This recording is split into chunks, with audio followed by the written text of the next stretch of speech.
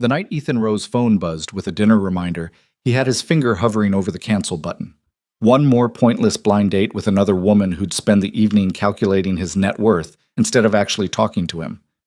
But 30 seconds later, when he walked into that restaurant and saw her sitting there, Lena Hart, the girl from his old neighborhood who never looked at him like a bank account, everything stopped.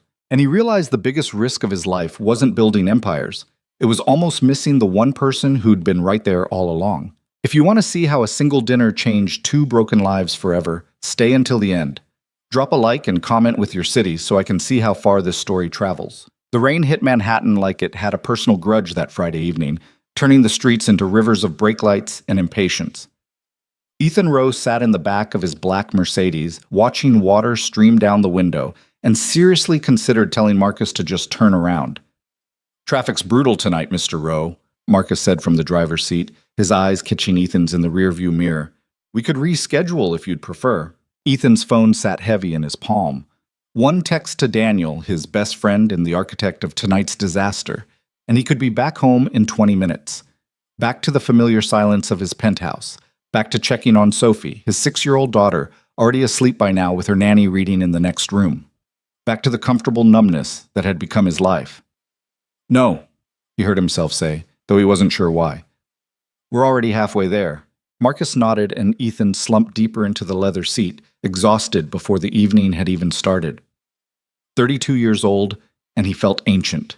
5 years since Caroline died, and the grief had settled into something worse, a hollow routine where days blurred together in an endless loop of conference rooms, quarterly reports, and bedtime stories read on autopilot. He'd stopped feeling most things a long time ago. Stopped hoping for them, too. The blind dates had become a particular kind of torture. Daniel meant well, always did, but his matchmaking attempts over the past year had produced a parade of disasters. There was the venture capitalist who'd pitched him a startup idea before their appetizers arrived. The Instagram influencer who spent 40 minutes photographing her food and 0 minutes making eye contact.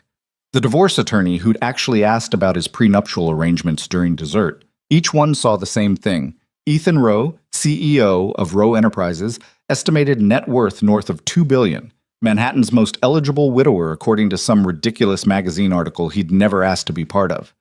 None of them saw him, the man who still slept on one side of the bed, out of habit. Who sometimes forgot to eat lunch because work was easier than silence. Who'd give up half his fortune tomorrow if it meant Sophie could remember her mother's voice. "Almost there, sir," Marcus announced, pulling up to the curb outside Ember. The restaurant glowed warm against the wet darkness, all exposed brick and Edison bulbs. The kind of place Daniel would pick because it was intimate but not presumptuous. Ethan had been here twice before for business dinners. He remembered nothing about the food. His phone buzzed. Daniel, of course. Her name is Sarah. Brunette. She'll be wearing a blue dress. And Ethan, actually try this time, please. Ethan typed back. "I'm here. Against my better judgment. You'll thank me later." He doubted that intensely.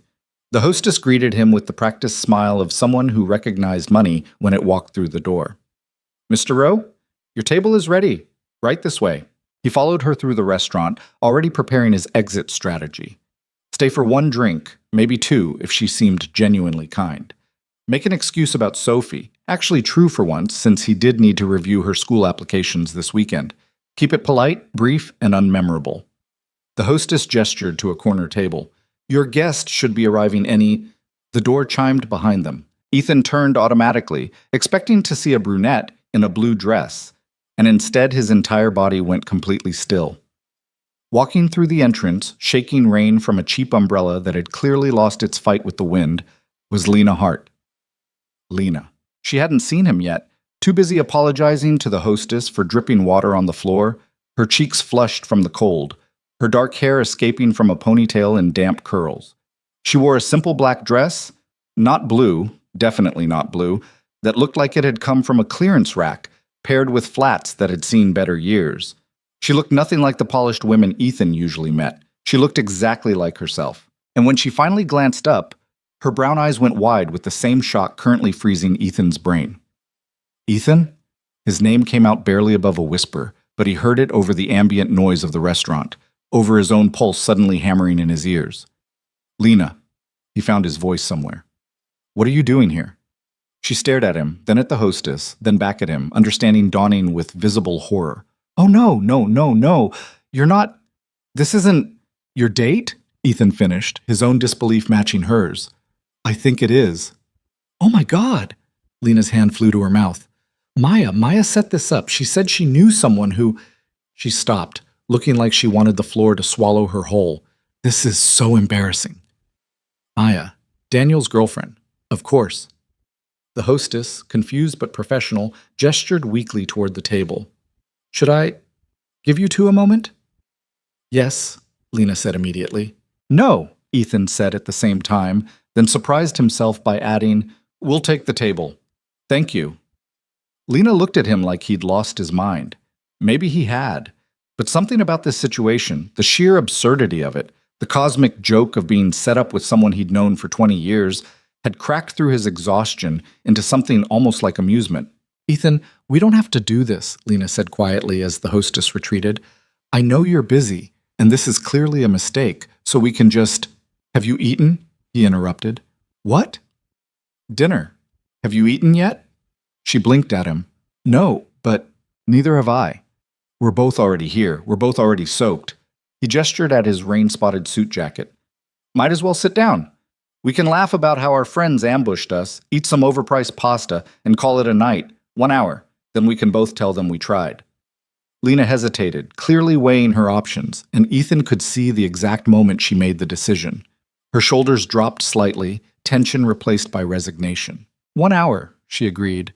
But I'm ordering the most expensive thing on the menu since this was your friend's idea. The corner of his mouth lifted. Deal.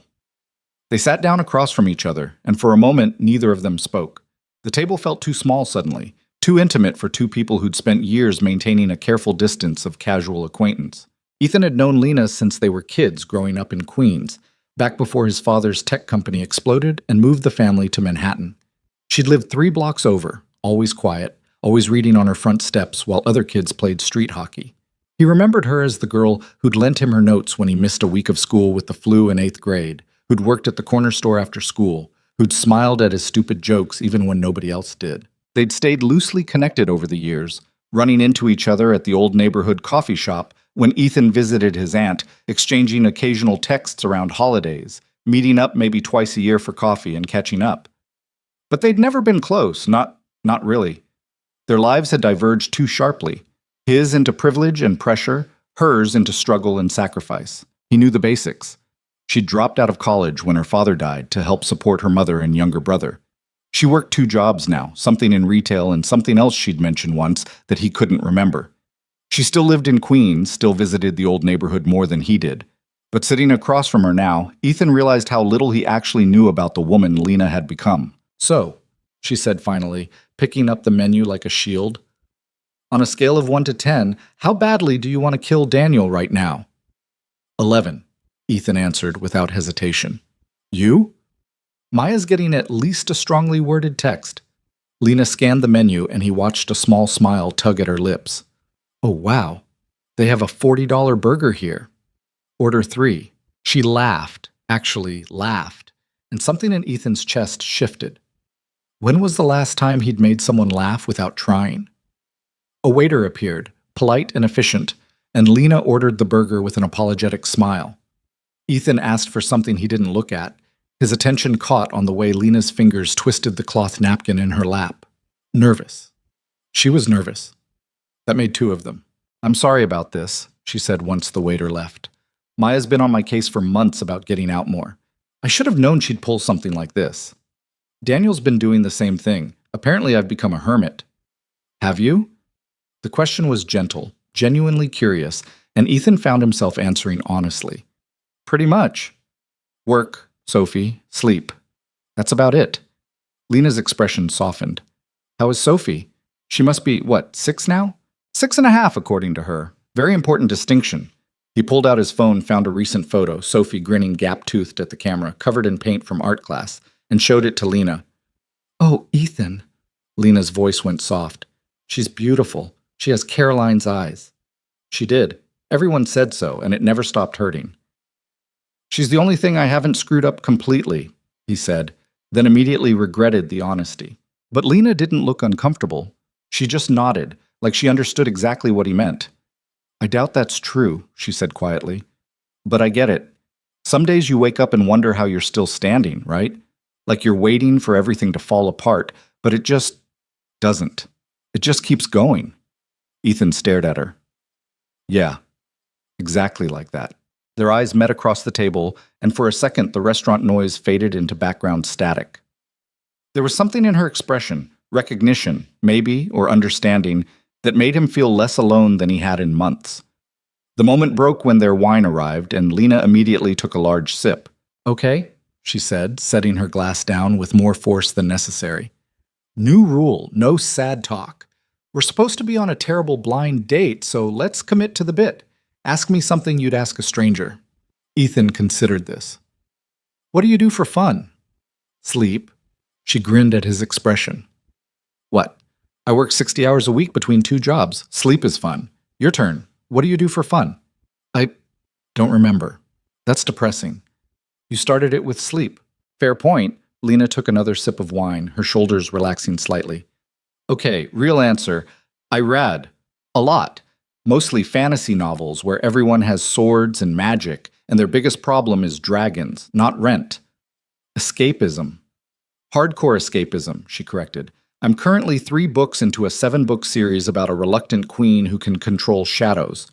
Very impractical skill, but the author makes it work. Ethan found himself smiling. That actually sounds interesting. You're lying to be polite. I'm really not. I used to read. Before... He trailed off, but Lena didn't make him finish. Well, if you ever want recommendations, I have approximately 200 unread books in my apartment and a library card that's getting a serious workout. 200? She had the grace to look sheepish. I have a problem, but there are worse addictions, so I'm living with it. The food arrived, and Lena's burger looked ridiculous, a tower of meat and toppings that would require architectural planning to eat. She stared at it, then at Ethan, and burst out laughing. I'm going to need a strategy for this. Knife and fork? That feels like cheating. He watched her attempt to pick it up, fail immediately, and resort to deconstructing it with her hands, and something about the unself-conscious way she did it, no pretense, no performance, made him realize how rare that was in his world. Can I ask you something? He said. As long as it's not about my burger-eating technique. Why'd you say yes to this? The blind date, I mean. Lena paused mid-bite, considering. Honestly, Maya cornered me after a really long shift, and I was too tired to argue. She did this whole speech about how I never do anything for myself, and I deserve happiness. And she knows this great guy who's also looking to meet someone. She shrugged. I figured one dinner couldn't hurt. What about you? Guilt, Ethan admitted. Daniel's been trying for a year. I kept saying no, and he kept pushing, and eventually I just gave in. Figured I'd do my time, let him say he tried, and then he'd drop it. So we're both here under duress. Apparently. That's kind of perfect, actually. Lena wiped her hands on her napkin. Takes the pressure off. We can just be 2 people eating overpriced food and complaining about our well-meaning friends. I can work with that. And somehow, they did. The conversation flowed easier than it should have. Lena told him about her mother's ongoing health issues, diabetes, arthritis, a stubbornness that made doctor visits a negotiation, and how her younger brother Tommy had finally gotten into community college after years of screwing around. She talked about her jobs without complaint, just facts. Mornings at a boutique in Soho where rich women bought $1,000 handbags. Evenings doing data entry for a medical billing company because it paid better and let her work from home. She didn't mention the exhaustion that Ethan could see in the faint shadows under her eyes, or how she probably hadn't bought herself anything new in months. Or the fact that she was eating a $40 burger at a restaurant she'd never normally set foot in because this was someone else's dime. She just talked about her life like it was what it was. No self-pity, no martyrdom, just reality, accepted and dealt with. In return, Ethan found himself talking more than he had in years. He told her about the impossible pressure of running a company his father had built, how every decision felt weighted with legacy and expectation. About Sophie's recent obsession with dinosaurs and how his apartment was now covered in plastic triceratops. About the crushing loneliness of wealth, which sounded stupid when he said it out loud, but Lena didn't laugh. It's not stupid, she said quietly. Money doesn't fix loneliness. It just makes it more comfortable. That's depressingly accurate. I have my moments of wisdom, usually around 2 a.m. when I can't sleep. You have trouble sleeping. My brain doesn't have an off switch. She traced the rim of her wine glass. I'll be exhausted, dead on my feet, and the second I lie down, my brain decides it's time to worry about everything at once. Bills, mom's medications, whether Tommy's actually going to class, did I lock the front door? She stopped, looking embarrassed. Sorry, that's probably too real for a first date. This isn't a real first date, Ethan reminded her. Remember? We're just two people complaining. Right. The duress dinner. Exactly. She smiled at that, and Ethan noticed details he'd never paid attention to before. The way her nose crinkled slightly when she smiled, how she talked with her hands when she got animated. The fact that she'd ordered the expensive burger as a joke, but was now clearly trying to eat every bite so it wouldn't be wasted. She was pretty. He'd always known that objectively, but now he was actually seeing it. Not magazine pretty or red carpet pretty, just real, warm, present. And when she laughed at something he said about Sophie's teacher, a woman who sent him novels via email about 6-year-old social dynamics, he felt something he hadn't felt in 5 years. Interest. Actual, genuine interest in another person. It terrified him. What time is it? Lena asked suddenly. Ethan checked his watch. 9:30. Shit. Really? She looked genuinely surprised. We've been here for almost 2 hours. 2 hours. Their agreed-upon 1 hour had come and gone without either of them noticing. I should go, Lena said, but she didn't move. I have to open the boutique at 7 tomorrow, and the subway ride back to Queens is going to take forever in this rain. Let Marcus drive you. Marcus? My driver. He's parked outside. Lena's expression shifted immediately, walls going up, distance inserting itself between them. I don't need a ride, Ethan. I'm fine. I know you're fine, but it's pouring, and you're going to Queens, and I have a car sitting there doing nothing. That's nice of you, but... Lena. He kept his voice gentle. It's just a ride. Not a statement or a favor or anything weird. Just one person offering another person a dry way home on a shitty night. She studied him for a long moment, and he could see her weighing it. Pride against practicality. Independence against exhaustion. Okay, she said finally. Thank you. They split the check despite Ethan's protests, and Lena insisted on leaving the tip, counting out cash with the careful precision of someone who knew exactly how much money they had. When they walked outside, the rain had softened to a drizzle, and Marcus already had the car pulled up. Ms. Hart, pleasure to meet you, Marcus said with a slight nod. Lena, please, and thank you for this. The ride to Queens started in silence. Ethan sat on one side of the back seat, Lena on the other, a careful distance maintained. Through the window, Manhattan gave way to the bridge, then to streets that became progressively less polished, buildings shorter and closer together. I forgot how different it looks over here, Ethan said quietly. Different than Manhattan, you mean? Yeah. Most people from your world don't come to Queens unless they're lost. There was no accusation in her voice, just observation, but it stung anyway because it was true. I used to live here, he reminded her. A long time ago. She turned to look at him. You're not that kid anymore, Ethan, and that's okay. People change. Lives change. Do you ever resent it? The question came out before he could stop it. That things turned out so differently for us. Lena was quiet for a long moment. Sometimes, she admitted, not because of what you have, but because of what I don't. There's a difference. I don't begrudge you your success, Ethan, but yeah, some nights when I'm doing data entry until midnight and my mom's medical bills are piling up, and I can't remember the last time I did something just because I wanted to, yeah, I resent it. The unfairness of it all. Her honesty hit him square in the chest. No platitudes. No pretending struggle, built character, or hardship was a gift. Just truth, raw, and unvarnished. I'm sorry, he said. For what? I don't know. That life's unfair, that you're carrying so much. That's not your fault. I know, but I'm still sorry. She looked at him with an expression he couldn't quite read. Surprised, maybe, or touched. You're different than I expected. What did you expect? I don't know. Someone more untouchable, I guess. The Ethan Rowe from the Forbes articles and charity galas. But you're just... She trailed off. Just what? Tired, she finished softly. Like me. The car pulled up to a modest apartment building, paint peeling around the windows, a broken security light flickering near the entrance. Lena gathered her things, her drowned umbrella, the purse she'd been clutching all night. "Thank you for dinner," she said, "and for not making this completely horrible." "Same to you." She reached for the door handle, then paused. "Ethan, can I say something that might be weird?" "Go ahead." "Tonight was the first time in months I didn't feel completely alone." She said it quickly, like ripping off a bandage. "So thank you for that, even if it was an accident." Before he could respond, she was out of the car, hurrying through the drizzle toward her building. He watched until she disappeared inside, then sat back against the leather seat, his mind racing. "Home, Mr. Rowe?" Marcus asked. "Yeah, home." But as they drove back toward Manhattan, Ethan couldn't stop thinking about what Lena had said, about loneliness and accidents, and the strange comfort of talking to someone who understood without needing explanation. His phone buzzed. "Daniel. Well, how'd it go?"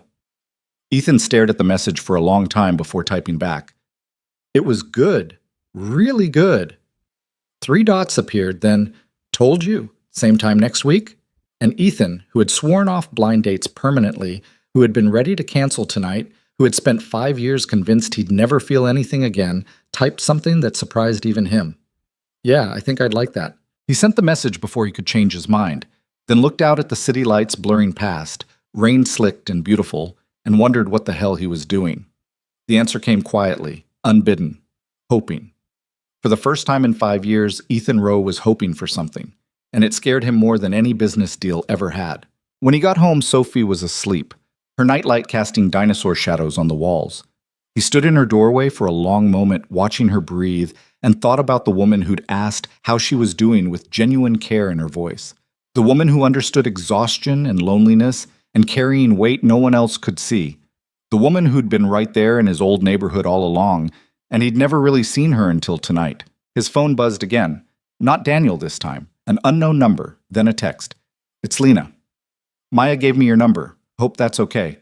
Just wanted to say thanks again for tonight. And for the ride. Sleep well." Ethan saved her number, then typed back.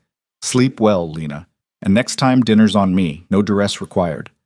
3 dots. A pause. Then, "I'll hold you to that." He smiled at his phone like an idiot, alone in his daughter's doorway at nearly midnight, and didn't even care. Outside, rain continued to fall on Manhattan, washing the streets clean, and Ethan Rowe went to bed that night thinking about brown eyes and honest laughter and the strange mercy of almost canceled plans. Tomorrow, he'd wake up to the same pressures, the same emptiness, the same grinding routine. But tonight, for the first time in years, he fell asleep actually looking forward to tomorrow. Because tomorrow meant he could text her again. And maybe, just maybe, that would be enough. The next morning, Ethan woke up before his alarm and immediately checked his phone like a teenager. No new messages from Lena. He told himself he wasn't disappointed, then got out of bed and started his day pretending the night before hadn't changed anything. By noon, he'd failed spectacularly at that pretense. "You're distracted," his CFO Robert said during their quarterly review meeting, pulling Ethan's attention back to the conference room where 6 executives sat waiting for his input on third-quarter projections. "I'm listening." "Then what did I just say about the Singapore expansion?" Ethan had no idea. He'd been staring at the spreadsheet on the screen while thinking about the way Lena had laughed when her burger fell apart. "Can we table this until Monday?" he said abruptly. "I need to review the numbers again." Robert raised an eyebrow. Ethan never tabled meetings, but nodded. "Sure, Monday works." The room cleared, and Ethan sat alone with his phone, arguing with himself. He could text her. He should text her. He absolutely should not text her, because it had been less than 12 hours, and he didn't want to seem desperate or weird, or like some lonely billionaire with nothing better to do than bother a woman who was probably working both her jobs right now and didn't have time for... His phone buzzed. "Lena, quick question. Is it normal to still be thinking about a $40 burger the next day? Or does that mean I need better food in my life?" Ethan smiled at his phone, relief flooding through him in a way that felt completely disproportionate to a simple text. "Ethan, probably both. Are you working?" Lena. Lunch break. Currently eating a sad desk salad and regretting every life choice that led to this moment. Ethan. Where are you? Lena. The boutique in Soho. Why? He checked his watch. 1:15. He had a call at 3 with the board, but nothing urgent until then. Ethan, what's the address? Lena, you're not seriously asking what I think you're asking. Ethan, address, Lena. Three dots appeared and disappeared several times before she finally sent the location. Ethan grabbed his jacket and was out the door before he could overthink it. 40 minutes later, he walked into a boutique so aggressively trendy it made his eyes hurt. Everything was white and chrome and displayed like museum pieces. A single handbag on a pedestal, scarves arranged into abstract art, price tags that required a double take. Lena stood behind the counter looking deeply uncomfortable in a crisp white shirt and black slacks that were clearly the store uniform. When she saw him, her eyes went wide. "What are you doing here?" she hissed, glancing nervously toward the back where voices murmured behind a closed door. "Bringing you lunch." He held up the bag from the Italian place 3 blocks over. "You said your salad was sad." "Ethan, I'm working. I can't just—" "5 minutes. You get a break, right?" She looked torn between gratitude and panic. "My boss is in the back. If she sees—" Sees what? A customer who wants to buy something? He picked up a scarf at random, checked the tag, and managed not to react to the $300 price. "I'll take this." "You don't want that scarf." "How do you know?" "Because it's hideous and costs more than my weekly grocery budget." He looked at the scarf again. She was right. It was hideous. "I'll take 2. Ethan Ipukushi. The door to the back room opened, and a woman emerged who looked like she'd been assembled by a committee dedicated to intimidating retail workers. Severe black dress, geometric haircut, expression that suggested she'd never smiled in her life. "Lena, I thought I heard voices." Her eyes landed on Ethan, and something shifted in her face. Recognition, calculation, the specific look people got when they realized who he was. "Oh, Mr. Rowe. What a pleasant surprise." "Just browsing," Ethan said smoothly. "Lena was helping me." "Of course, Lena is one of our most dedicated employees." The words sounded complimentary, but the tone suggested otherwise. "Though I do hope she's not being too familiar with our clientele." Lena's jaw tightened almost imperceptibly, and Ethan felt a flash of anger on her behalf. "Actually, we're old friends," he said, his voice taking on the particular edge he used in hostile board meetings. "And she's been extremely professional. I'll take these scarves and whatever else she recommends. Price isn't an issue." The woman's eyes lit up like Christmas had come early. "Wonderful. Lena, please give Mr. Rowe our complete attention. I'll be in my office if you need anything." She disappeared, and Lena exhaled slowly. "You didn't have to do that," she said quietly. "Yes, I did." She was being condescending. She's always condescending. That's just her personality. Lena started ringing up the scarves with practiced efficiency. "And you really don't need to buy these. They're terrible." "I know, but now you get commission, right?" She paused, looking up at him. "That's why you're doing this?" "Partially. Also because I brought you lunch and didn't think about the fact that you might not be able to actually eat it here." Lena glanced toward the back office, then made a decision. "Give me 2 minutes to close out this sale, then meet me at the coffee shop next door. I'll take my 15-minute break." "Deal." She rang him up for $600 worth of merchandise he'd never use, handed him a bag with a professionally fake smile, and said, "Thank you for your purchase, Mr. Rowe. Please come again." "I'm sure I will," he replied, matching her tone. He left, waited 3 minutes at the coffee shop, and then Lena appeared, still looking slightly frazzled. 15 minutes, she said, sitting down across from him. "That's all I have." "Then you better eat fast." He pushed the bag toward her. She opened it, and her expression softened. "You remembered. That you like pesto? You mentioned it once, like 2 years ago." "I did?" "You did." She pulled out the sandwich and for a moment just stared at it. "Ethan, this is really nice, but you can't just show up at my work and spend hundreds of dollars so I can take a lunch break. That's insane." "Why not?" "Because," she gestured helplessly, "because that's not how normal people operate. You can't just throw money at problems." "I wasn't throwing money at a problem. I was buying ugly scarves so your boss would leave you alone long enough to eat something that isn't depressing." He leaned back. "There's a difference." "Is there?" "I think so." She took a bite of her sandwich, and he watched her shoulders relax slightly. "This is really good," she admitted. "Better than the sad salad." "Miles better." She ate in silence for a moment, then said, "Why'd you really come here?" "I wanted to see you." The honesty of it hung between them, And Lena set down her sandwich, looking at him with an expression he couldn't quite read. We had one dinner, Ethan. I know. One dinner that was supposed to be a disaster, and we just tolerated it. That's all. Is that what it was to you? Tolerable? She didn't answer right away. No, she said finally. It was good. Really good. But that doesn't change the fact that our lives are completely different. You live in a penthouse in Manhattan. I live in a fifth-floor walk-up in Queens. You're a billionaire CEO. I fold rich women's sweaters for $12 an hour. And that matters, Ethan. You can pretend it doesn't, but it does. Why? Because she stopped, frustrated. Because people like me don't end up with people like you. That's not how the world works. Says who?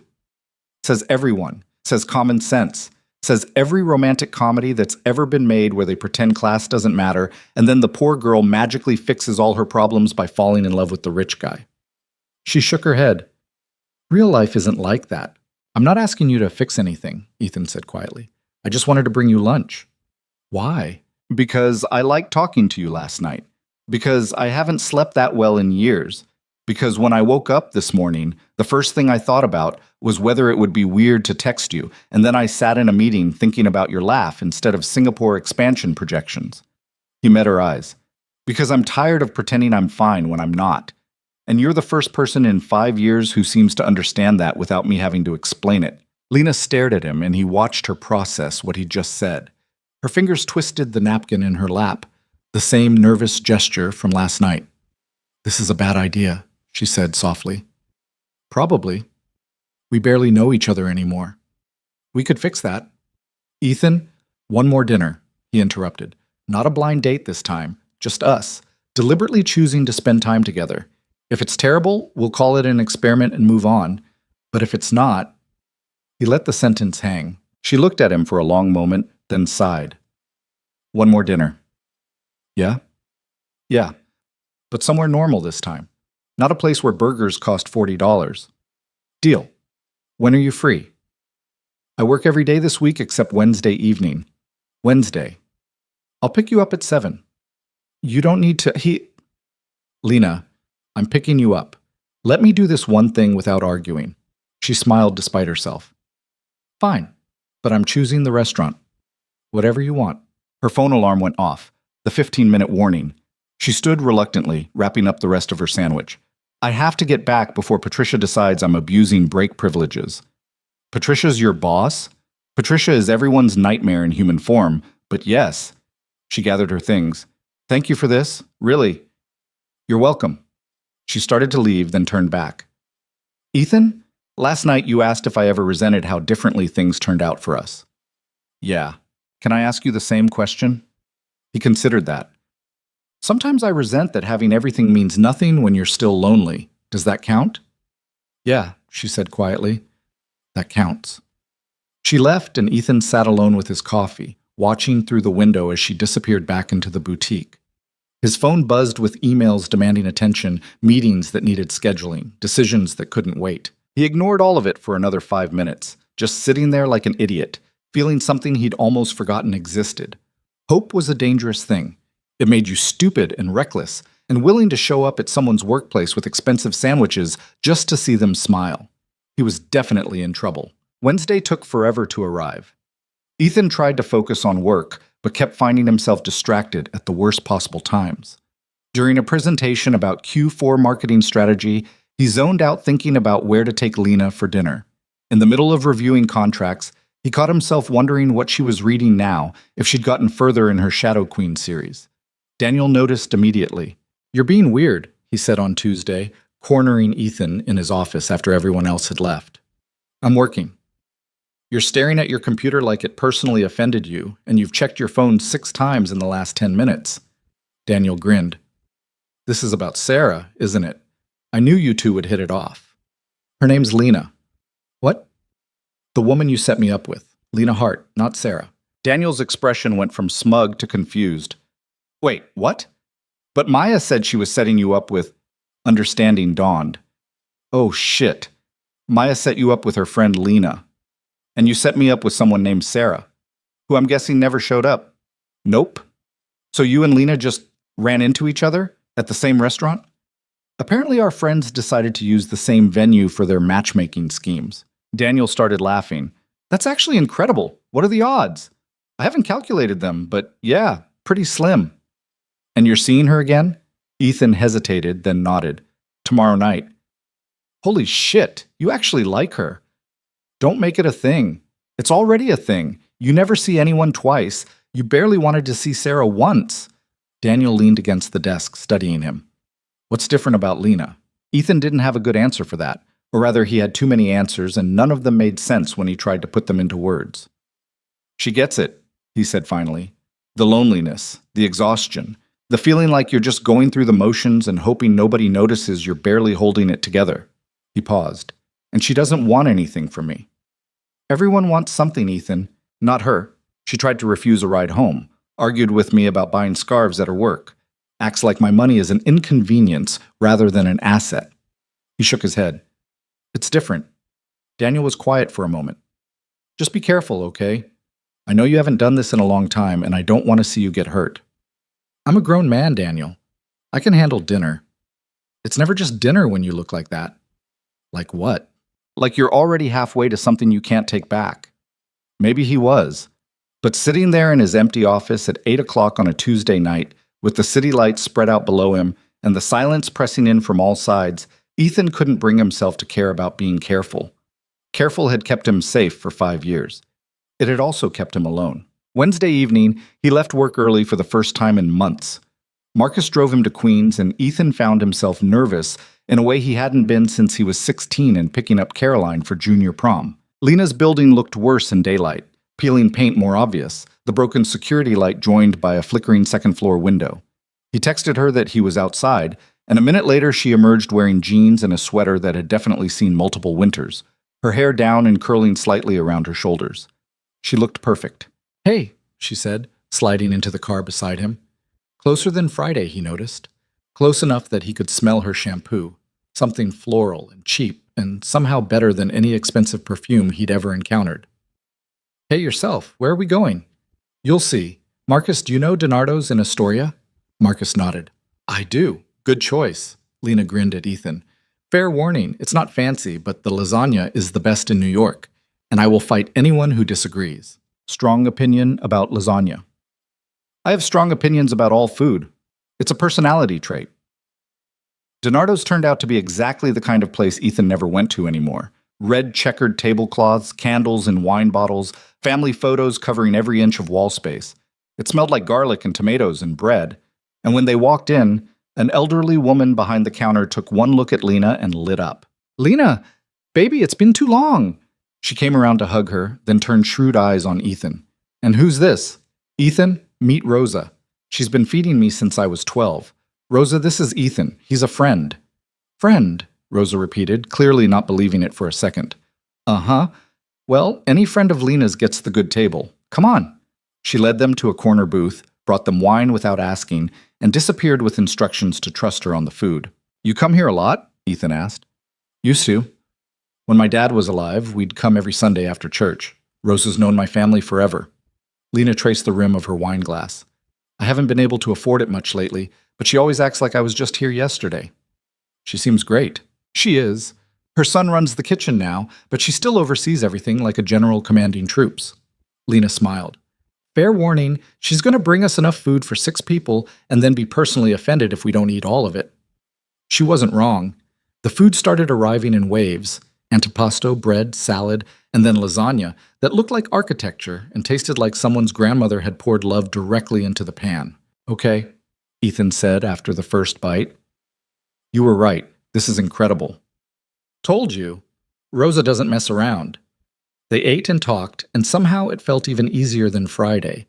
Lena told him about the Shadow Queen book. Apparently the protagonist had just discovered a betrayal and was currently burning down half a kingdom in revenge. And Ethan found himself actually engaged in the plot summary.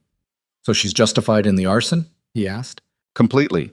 Her best friend slept with her husband and then tried to steal her throne. Burning down a castle or two is the minimum acceptable response. That's a very specific moral framework. Fantasy novels have taught me that most problems can be solved with fire and dramatic declarations. She grinned. It's not applicable to real life, but it's therapeutic to read. What would you do if you could solve your problems with fire and dramatic declarations? Burn down the boutique, she said immediately, then laughed. I'm kidding, mostly, but there's definitely a list of people who'd get strongly worded dramatic declarations. Your boss?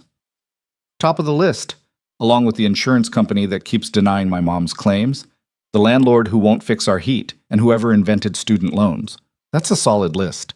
What about you? Who gets burned in Ethan Rowe's fantasy revenge? He thought about it. Half my board.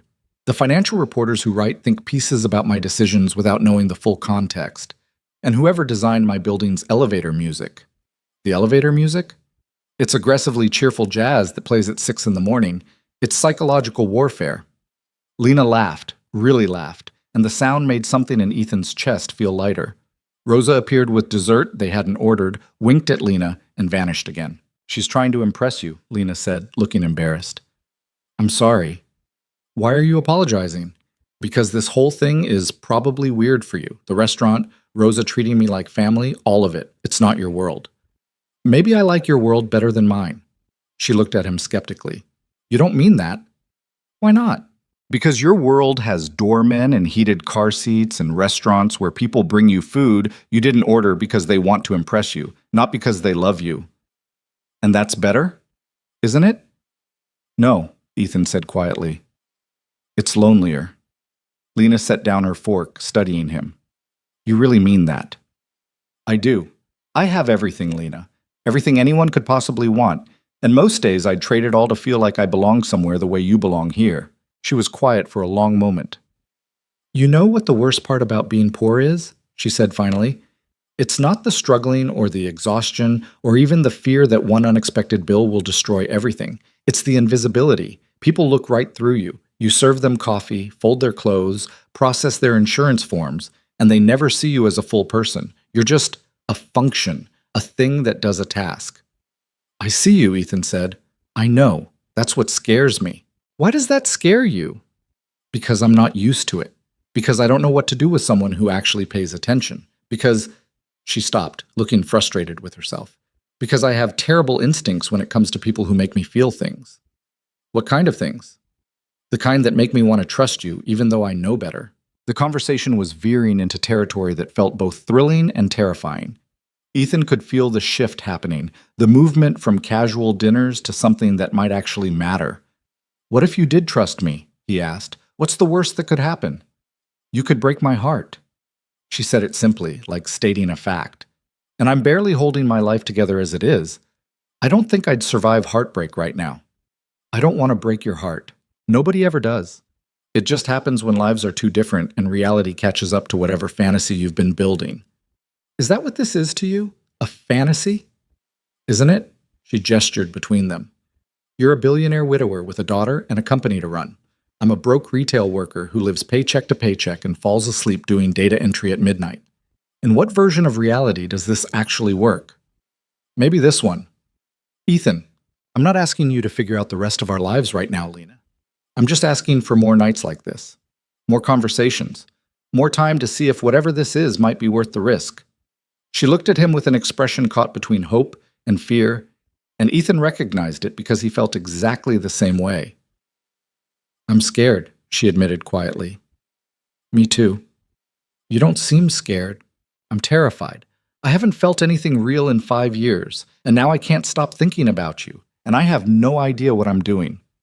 He reached across the table, and after a moment's hesitation, she let him take her hand. But I'd rather be scared and try than safe and alone. Her fingers tightened around his. One step at a time, one step at a time. And if it gets too complicated, we'll figure it out together. She smiled, small and uncertain, but real. Okay. Okay. Okay. Rosa appeared again, looking far too pleased with herself, and started clearing plates while asking Lena about her mother and her brother and whether that nice boy from the neighborhood ever got his act together. Ethan sat back and watched Lena navigate the conversation with easy affection and realized Daniel had been right. He was already halfway to something he couldn't take back. The drive home felt different than Friday. Lena sat closer, their conversation flowing from books to family to the random observation that pigeons were probably running an organized crime syndicate nobody had noticed yet. Think about it, Lena insisted. They're everywhere. They communicate in ways we don't understand, and nobody questions when they just appear places. Classic mob behavior. You've thought about this a lot. I have a long subway commute and an active imagination. Pigeon crime syndicates are just the beginning. When they pulled up to her building, Lena didn't immediately get out. Thank you for tonight, she said, for dinner and for everything else. Thank you for trusting me enough to try. She leaned over and kissed his cheek, quick and soft and over before he could react, then slipped out of the car before he could say anything. He watched her go inside, then sat there like an idiot with his hand pressed to his cheek where her lips had been. "Home, Mr. Rowe?" Marcus asked, and Ethan could hear the amusement in his voice. "Yeah, home." His phone buzzed before they'd even left her block. "Lena, for the record, I'm scared and trying, just so we're clear." Ethan, "Me too. Same time next week?" Lena, "Yeah, but I'm picking the place again. You have terrible instincts about restaurants." Ethan, "I'll defer to your expertise." Lena, "Smart man. Good night, Ethan." Ethan, "Good night, Lena." He went home to his empty penthouse and checked on Sophie, who was already asleep with a plastic stegosaurus clutched in one hand. He stood in her doorway and thought about Lena's question, about whether he resented how differently their lives had turned out. The answer was more complicated than he'd admitted. He didn't resent his success or his wealth, but he resented what it had cost him, the isolation, the suspicion that everyone wanted something from him, the exhaustion of never being able to trust anyone's motives. Except Lena didn't want anything from him. She tried to refuse his help, argued about accepting rides, looked uncomfortable when he spent money on her behalf. She just wanted him. The tired, lonely, halfway broken version that he'd been hiding from everyone else. And somehow, that was more terrifying than any business deal he'd ever negotiated. The next morning, he woke up to a text from Daniel. "How'd it go?" Ethan, "Good." Daniel, "That's it? Just good?" Ethan, "Really good." Daniel, "I'm taking credit for this. You know that, right? I'm the one who forced you to go to that first dinner." Ethan, "You set me up with the wrong woman." Daniel, "Details." "I created the circumstances. The universe did the rest." Ethan smiled despite himself. Maybe the universe had done the rest. Or maybe it was just dumb luck that he and Lena had both said yes to blind dates they didn't want, showed up at the same restaurant at the same time, and decided to stay despite every reason to leave. Whatever it was, he was grateful for it. The days developed a rhythm after that. Ethan and Lena texted throughout the day. Nothing profound, just small observations and stupid jokes, and the kind of constant communication that happened when you actually wanted to talk to someone. She sent him photos of particularly hideous items at the boutique. He sent her pictures of Sophie's increasingly elaborate dinosaur arrangements. They had dinner again the following Wednesday. And the Wednesday after that. Always somewhere Lena chose, always places that felt real and lived in rather than polished and perfect. And slowly, carefully, they started letting their guards down. Lena told him about her ex-boyfriend from 3 years ago who'd borrowed money he never repaid and then ghosted her when she asked about it. About her fear that she'd wake up one day at 50 and realize she'd spent her entire life surviving instead of living. About the dreams she'd given up because responsibility had come first and then become permanent. Ethan told her about the crushing pressure of living up to his father's legacy. About nights when he couldn't sleep because he was terrified of making a wrong decision that would destroy everything his family had built. About Sophie's nightmares and how helpless he felt when she cried for her mother and he couldn't fix it. They talked about loneliness and fear and the specific exhaustion of carrying weight nobody else could see. And somewhere in those conversations, something shifted. It wasn't dramatic or sudden. There was no moment where everything changed. It was gradual, like realizing you'd been cold for so long you'd forgotten what warmth felt like, and then someone lit a fire and you remembered. 6 weeks after their accidental blind date, Ethan realized he was in love with her. He was sitting in a meeting about mergers and acquisitions, and his phone buzzed with a text from Lena complaining about a customer who'd tried to return a dress she'd clearly worn to an event, and he'd smiled without thinking about it. And Robert had noticed. "You've been different lately," Robert said after the meeting ended. "Different how?" "Less miserable. It's unsettling." Ethan laughed. Sorry to disturb you with my improved mood." Is it the woman Daniel mentioned? Lena? Maybe. She must be pretty special. She is. Robert studied him for a moment. Just be careful, Ethan. You have a lot to protect. Sophie, the company, your reputation. Make sure she understands what she's getting into. The words rankled more than they should have. She's not after anything. Everyone's after something. Not her. Then she's either genuine or very good at playing the long game. Robert's expression softened slightly. I'm not trying to be cynical. I just don't want to see you get hurt. Or worse, see Sophie get attached to someone who doesn't stick around. Sophie. The thought stopped Ethan cold. He'd been so focused on his own feelings, he hadn't fully considered what it would mean to introduce Lena into his daughter's life. That night, he brought it up during dinner at a small Thai place Lena loved. I need to ask you something, he said. She looked up from her pad thai. That sounds ominous. It's not, He struggled to find the right words.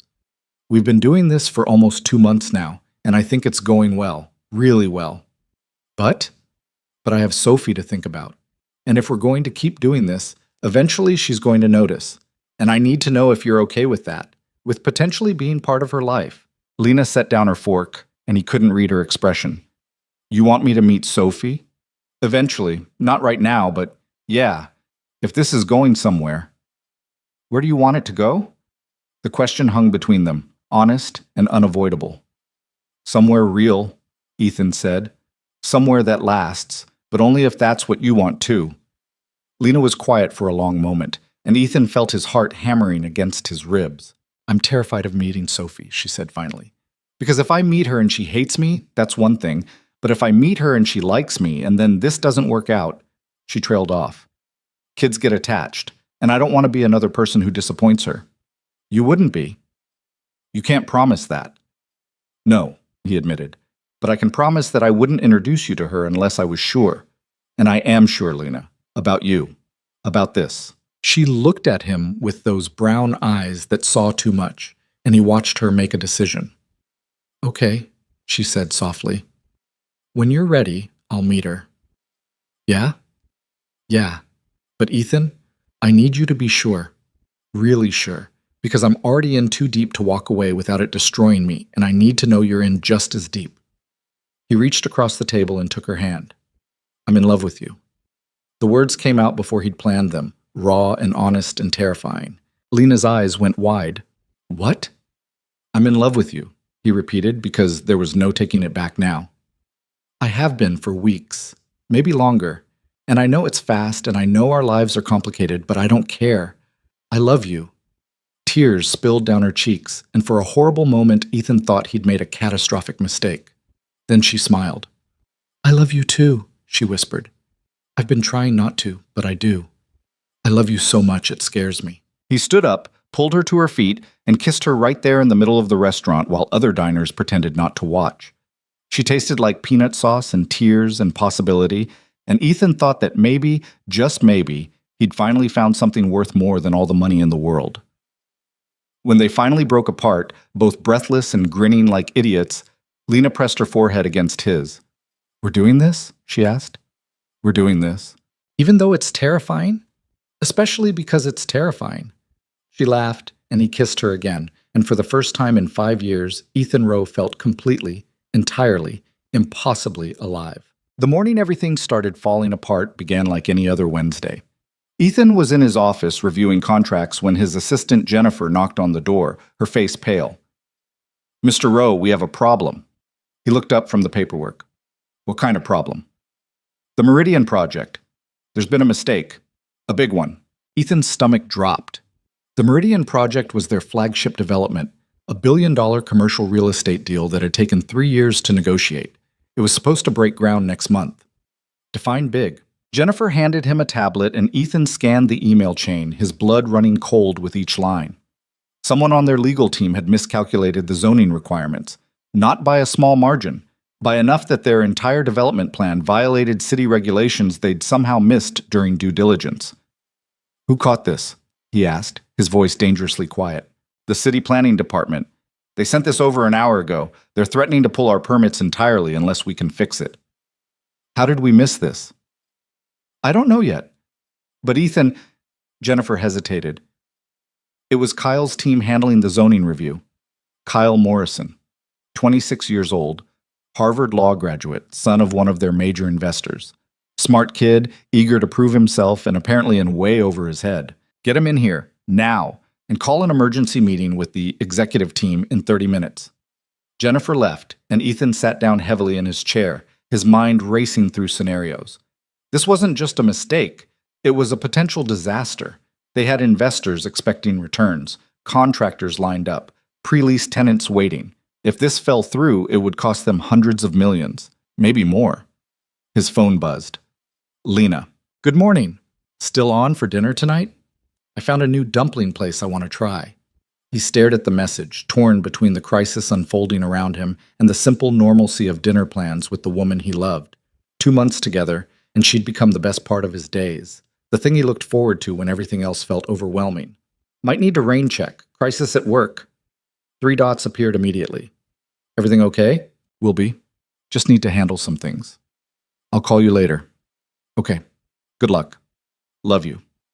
Love you too. He set the phone down just as Kyle appeared in the doorway, looking like he might vomit. Mr. Rowe, I can explain. Sit down. Kyle sat, his hands shaking slightly. He was a good kid, Ethan reminded himself. Inexperienced, but not incompetent. This was the kind of mistake that happened when you promoted someone too fast and didn't give them enough support. Talk me through what happened, Ethan said, keeping his voice level. Kyle explained in halting sentences. He delegated the final zoning review to a junior associate who'd missed a recent amendment to the city code. Kyle had signed off on it without double-checking because he'd trusted the associate's work. Classic failure of oversight. I know I screwed up, Kyle finished miserably. I take full responsibility. Full responsibility doesn't fix the problem. I know, but I'll do whatever it takes to make this right. I'll work around the clock. Kyle, Ethan stopped him. Right now I need you to breathe and think clearly. Can you do that? The kid nodded, looking grateful for the lifeline. Good. Here's what's going to happen. You're going to pull every piece of documentation related to this project. Every permit, every filing, every email. Then you're going to work with our legal team to figure out exactly how big this problem is and what our options are for fixing it. Understand? Yes, sir. And Kyle, this doesn't leave this room until we know what we're dealing with. The last thing we need is panic. Kyle left, and Ethan spent the next 6 hours in meetings that went nowhere productive. The problem was worse than he'd initially thought. Fixing the zoning issues would require redesigning significant portions of the development, which would delay construction by at least 9 months and cost them millions in penalties and lost revenue. By 7 that evening, Ethan was standing in front of his executive team, watching their faces as he laid out the situation. So what are you suggesting? Robert asked. We eat the costs and redesign? That's one option. What's the other option? We find a way to work with the city, get variances, negotiate modifications to the code, call in some favors. That's not going to be popular. You're talking about political maneuvering on a project that's already controversial. Ethan knew he was right. The Meridian project had faced opposition from community groups who thought it would displace local businesses. Getting special treatment from the city would only fuel that narrative. I'm open to suggestions, he said. The room erupted into arguments. Some wanted to cut their losses and redesign. Others wanted to push forward aggressively. A few suggested firing Kyle publicly to show they took accountability seriously. That last suggestion made Ethan's jaw tighten. We're not throwing Kyle under the bus, he said firmly. This was a systems failure, not just one person's mistake. With all due respect, one of the board members said, his father is a major investor. Firing him sends a message that nobody's above accountability. Or it sends a message that we scapegoat junior employees for senior leadership failures, Ethan countered. Kyle made a mistake, yes, but where was his supervision? Where were the checks and balances that should have caught this? The room went quiet. We fix the problem, Ethan said. We take responsibility as a company, and we make sure it doesn't happen again. But we don't ruin a kid's career because we need someone to blame. The meeting dragged on for another 2 hours before finally breaking up with no clear resolution. Ethan returned to his office, exhausted and frustrated, and found a voicemail from Lena. Hey, it's me. I know you're dealing with work stuff, but I wanted to check in. Call me when you can, okay? Love you. He called her back immediately. Hey, she answered, her voice soft. How bad is it? Bad. Really bad. He slumped in his chair. We might lose $1 billion project because someone missed a zoning amendment. Can you fix it? I don't know yet, maybe, but it's going to be messy either way. Lena was quiet for a moment. Who made the mistake? Junior lawyer on my team, Kyle Morrison. What's going to happen to him? Some people want him fired. But you don't. No, he screwed up, but it wasn't malicious, just inexperience and bad oversight. Ethan rubbed his eyes. I'm sorry about dinner. I know you were excited about the dumpling place. Ethan, I don't care about dumplings. I care about you. Are you okay? Honestly, I don't know. I'm tired and frustrated, and I have no idea how to fix this without either losing hundreds of millions or compromising our principles. What would compromising your principles look like? Pressuring the city to give us special treatment, throwing money at the problem until it goes away, making Kyle the fall guy so investors feel like we handled it. He paused. All things I could do. All things that would make this easier. But you won't do them. No, I won't. That's why I love you, Lena said quietly. You actually give a damn about doing the right thing even when it costs you. Her words hit him harder than they should have. He'd been so focused on the business implications, he hadn't stopped to think about the human cost. Kyle was 26 years old, brilliant and ambitious and terrified he'd destroyed his career before it even started. Lena? Yeah? Can I ask you something that might sound weird? Always. If you were in Kyle's position, young, scared, knowing you made a huge mistake, what would you need from your boss right now? She didn't answer immediately, and he could almost hear her thinking. Honestly? She said finally.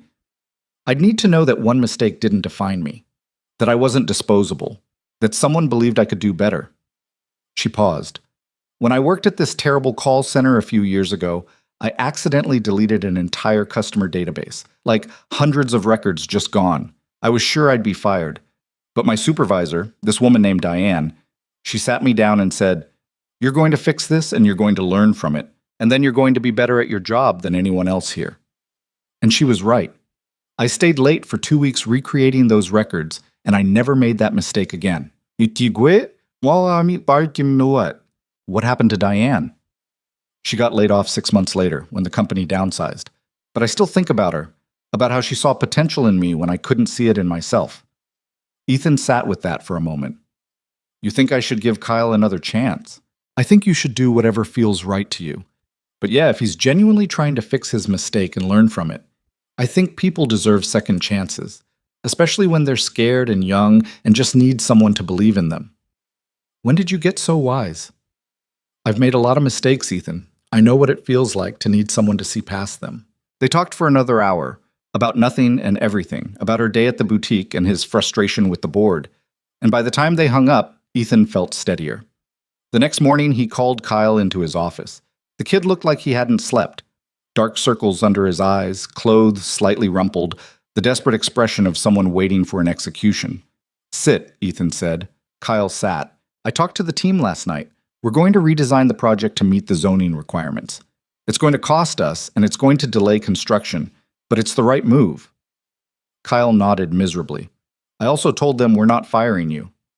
Kyle's head snapped up. What? You made a mistake, a big one, but you owned it, and you've been working your ass off to fix it. That counts for something. Mr. Rowe, Kyle's voice cracked. I cost the company hundreds of millions of dollars. You made an oversight that revealed systemic problems in our review process, problems I should have caught months ago. Ethan leaned forward. You're not taking the fall for this alone, Kyle. We're all responsible, and we're all going to fix it together. I don't understand. It's simple. You're going to work with our legal team on the redesign.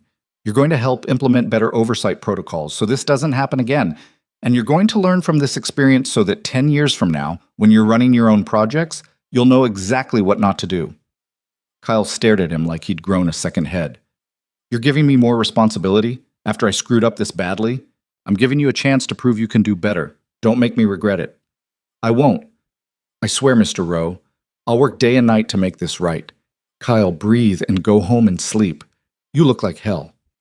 I can't sleep, not until we fix this. Then let me give you some advice, Ethan said. This job will take everything from you if you let it. Your time, your health, your relationships. Don't let it. Fix what you can, learn what you need to, and then go home and have a life. Because I promise you, the company will survive without you working yourself to death. Kyle nodded slowly, then stood. At the door, he turned back. Mr. Rowe, thank you for not giving up on me. Don't thank me yet. Thank me when we fix this mess. After Kyle left, Ethan sat alone in his office and thought about Lena's words, about second chances and seeing potential, and how one person's belief could change everything. He texted her. Thank you for last night. You helped more than you know. What did you decide? I'm giving him another chance, because someone I love reminded me that everyone deserves one. I'm proud of you, even though it's going to cost us millions, especially because of that. Money you can make back. Integrity is harder to find. He smiled at his phone, then got back to work. The next few weeks were brutal. Long days of negotiations with the city, redesign meetings that stretched past midnight, tense calls with investors who wanted blood. Ethan barely slept, barely ate, survived on coffee and sheer stubbornness. But through it all, Lena was there. Not fixing anything, she couldn't, but just being present. Showing up at his office at 10 o'clock with food he'd actually eat. Sending him stupid memes during particularly terrible conference calls. Reminding him that the world existed beyond quarterly reports and zoning amendments. 3 weeks into the crisis, she appeared at his office unannounced during a brief break between meetings. Jennifer tried to stop her, but Lena just smiled and said, 5 minutes, I promise. She walked into his office carrying a paper bag from the Italian place he liked. You didn't eat lunch, she said, setting it on his desk. Don't argue. I checked with Jennifer. I don't have time. Ethan, you look like you're about to pass out. Eat. He wanted to protest, but the smell of garlic and tomatoes made his stomach growl. He hadn't realized how hungry he was until food appeared in front of him. Lena sat across from him while he ate, not saying anything, just being there, and somehow that helped more than any advice or solution could have. How bad is it really? She asked finally. We're going to survive. Barely. But it's going to take another month to finalize everything, and we're looking at significant losses. He set down his fork. Robert thinks I'm being soft, stupid even, that I should have made an example of Kyle and moved on. Do you think you're being stupid? Sometimes. Late at night when I can't sleep and I'm thinking about all the money we're losing. He met her eyes. But then I remember being Kyle's age and making my own mistakes, and my father giving me room to learn from them. And I think about the kind of company I want to run, the kind of person I want to be. And I think I'd rather lose money than lose myself. Lena reached across the desk and took his hand. That's not stupid. That's brave. Brave and stupid aren't mutually exclusive. Maybe not, but I'd take brave over practical any day. They sat like that for a moment, hands linked across expensive paperwork and cold coffee cups, and Ethan felt something settle in his chest. Calm, clarity. The certainty that whatever happened with the Meridian project, he'd made the right choice. I love you, he said. I love you too, even when you're being a stubborn idiot who won't take care of himself. Especially then. His phone buzzed, his next meeting starting, and Lena stood to leave. Wait, Ethan said. This weekend, are you free Saturday afternoon? I work mornings, but I'm off by 2. Why? I want you to meet Sophie. Lena froze halfway to the door. What? I know we talked about it before, but I think it's time, if you're ready. Ethan, you're in the middle of a crisis. Maybe we should wait until... I don't want to wait. I want you to meet my daughter. I want you to be part of my life. All of it. Not just the parts that are convenient or easy. He stood, walking over to her. But only if you're ready. I'm not trying to rush you. Lena looked up at him, and he could see the fear in her eyes.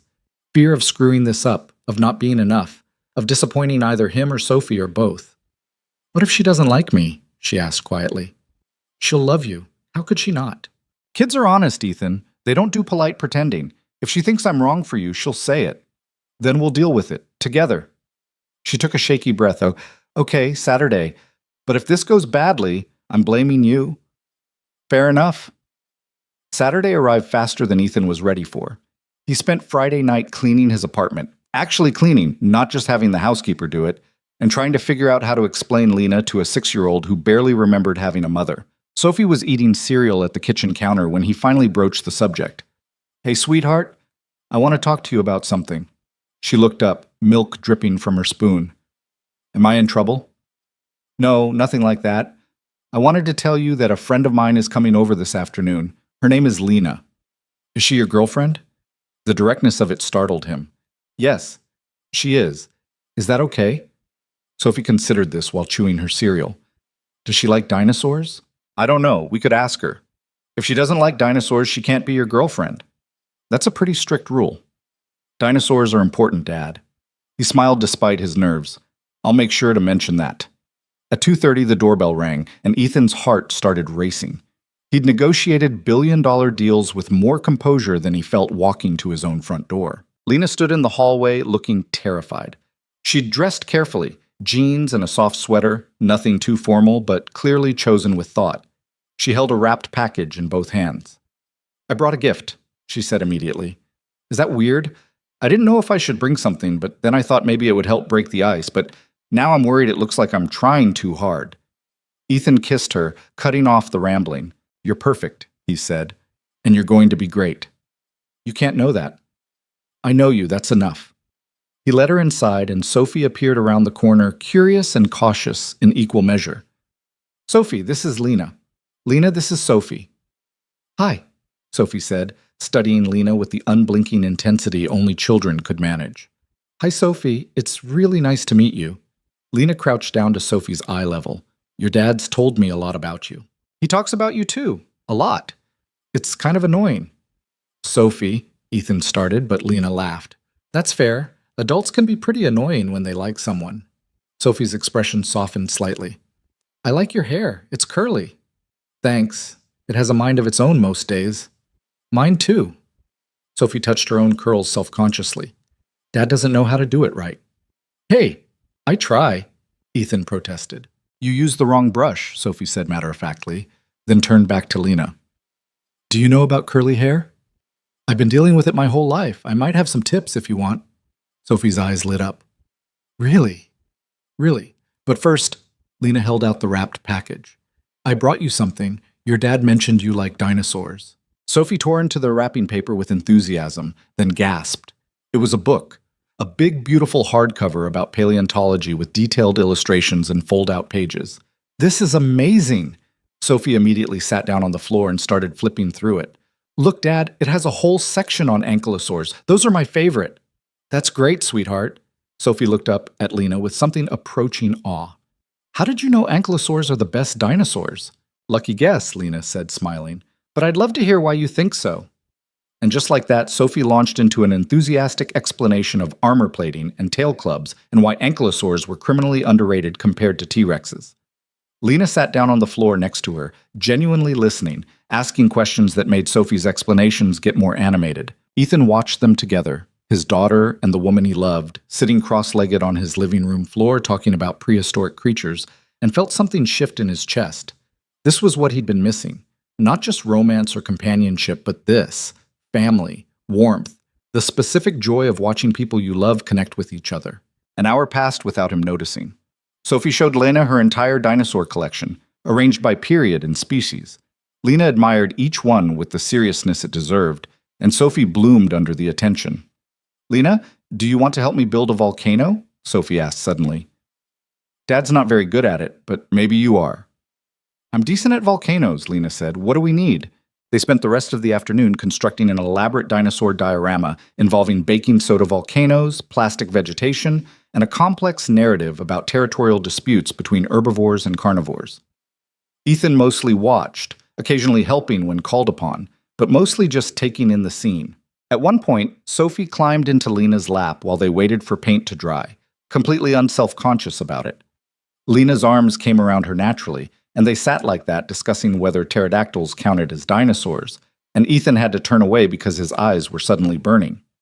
When it was time for Sophie's bath, she hugged Lena goodbye without hesitation. Will you come back? She asked. If your dad invites me, I'd love to.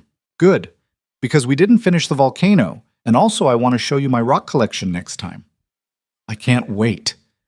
Ethan walked Lena to the door while Sophie headed to the bathroom, and the moment they were alone, Lena sagged against the wall. Oh my God, she breathed. That was the most terrifying thing I've ever done. You were perfect. I was freaking out the entire time. Did you see my hand shaking when I gave her the book? She loved the book. She loved you. Lena looked at him with tears in her eyes. She's amazing, Ethan. She's smart and funny and so much like you it hurts. She sat in your lap. I know. Lena wiped her eyes. I wasn't expecting that. And when she did, her voice cracked. I could see it, the three of us, actually being a family. And it scared me because I want it so badly, and I don't know if I deserve it. Ethan pulled her into his arms. You deserve everything. Do I? I'm nobody, Ethan. I can't give her the life you can. I can't afford fancy schools or trips to Europe or... She doesn't need fancy schools. She needs people who love her and show up for her and care about whether she thinks ankylosaurs are underrated. He tilted her face up to meet his eyes. She needs you. I need you. Lena kissed him then, desperate and grateful and still a little scared, and Ethan held her like she might disappear if he let go. I love you, she whispered against his mouth. Both of you. We love you too. She left, and Ethan returned to find Sophie already in her pajamas, clutching the dinosaur book. So, he asked, sitting on the edge of her bed, what did you think of Lena? I like her. She's nice. And she knows a lot about dinosaurs. She does. Dad? Sophie's voice got quieter. Is Lena going to be like my mom? The question landed like a punch. Ethan had known it was coming, but that didn't make it easier to answer. Would you want that? He asked carefully. Sophie thought about it with the seriousness she brought to everything. I don't really remember Mom, she admitted. Just little things.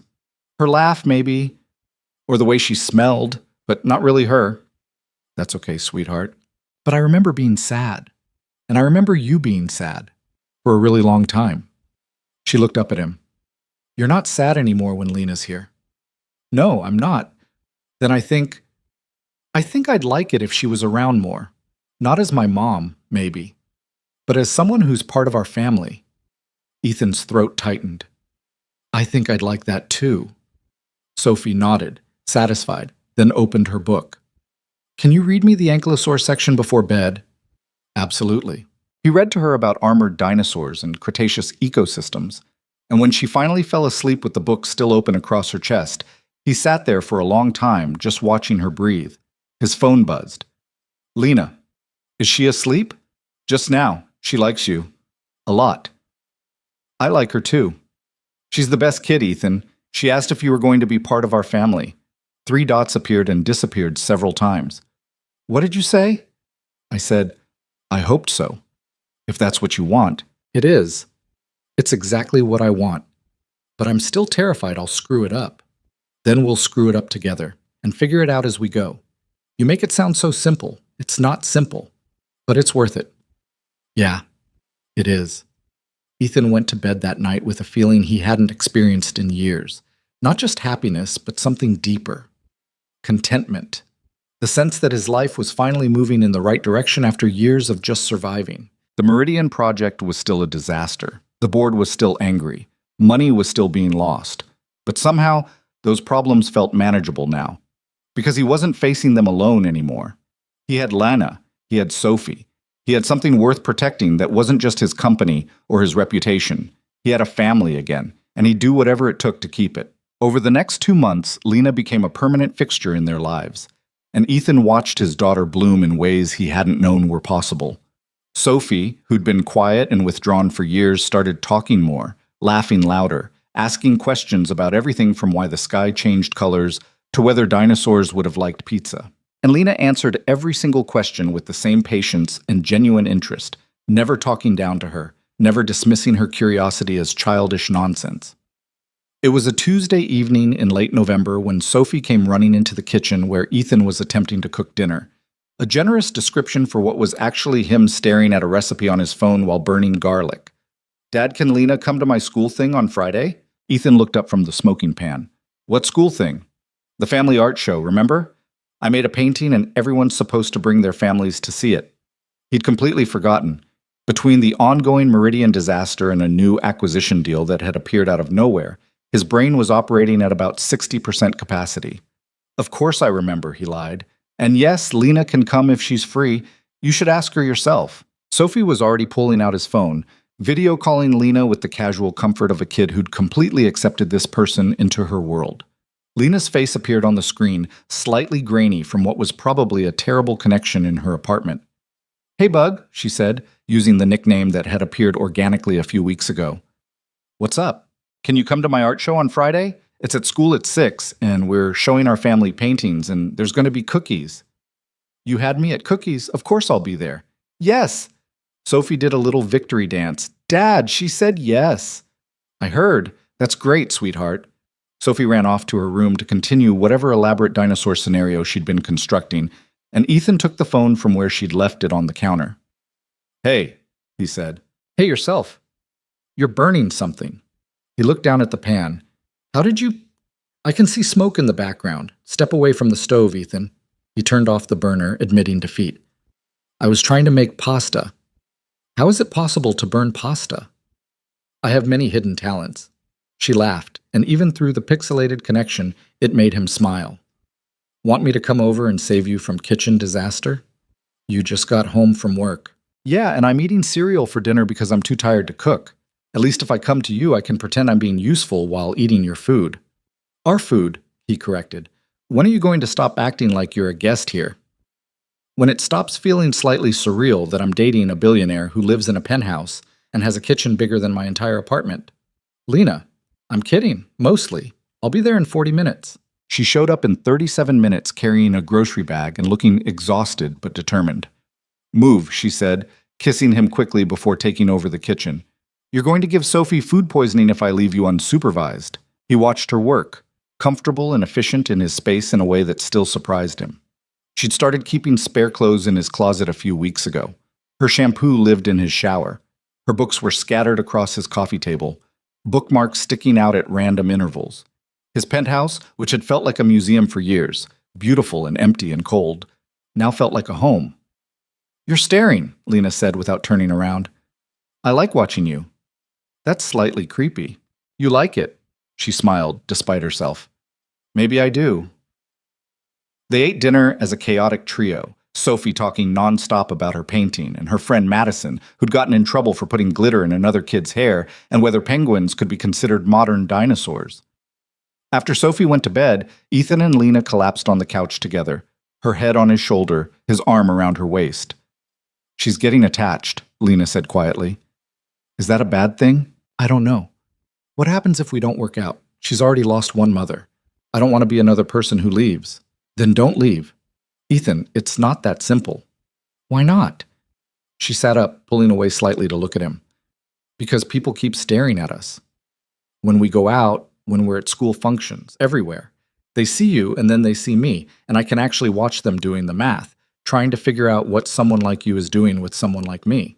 I don't care what people think, but I do. Because they're not subtle about it. Last week at the boutique, one of our regular customers asked if I was your assistant.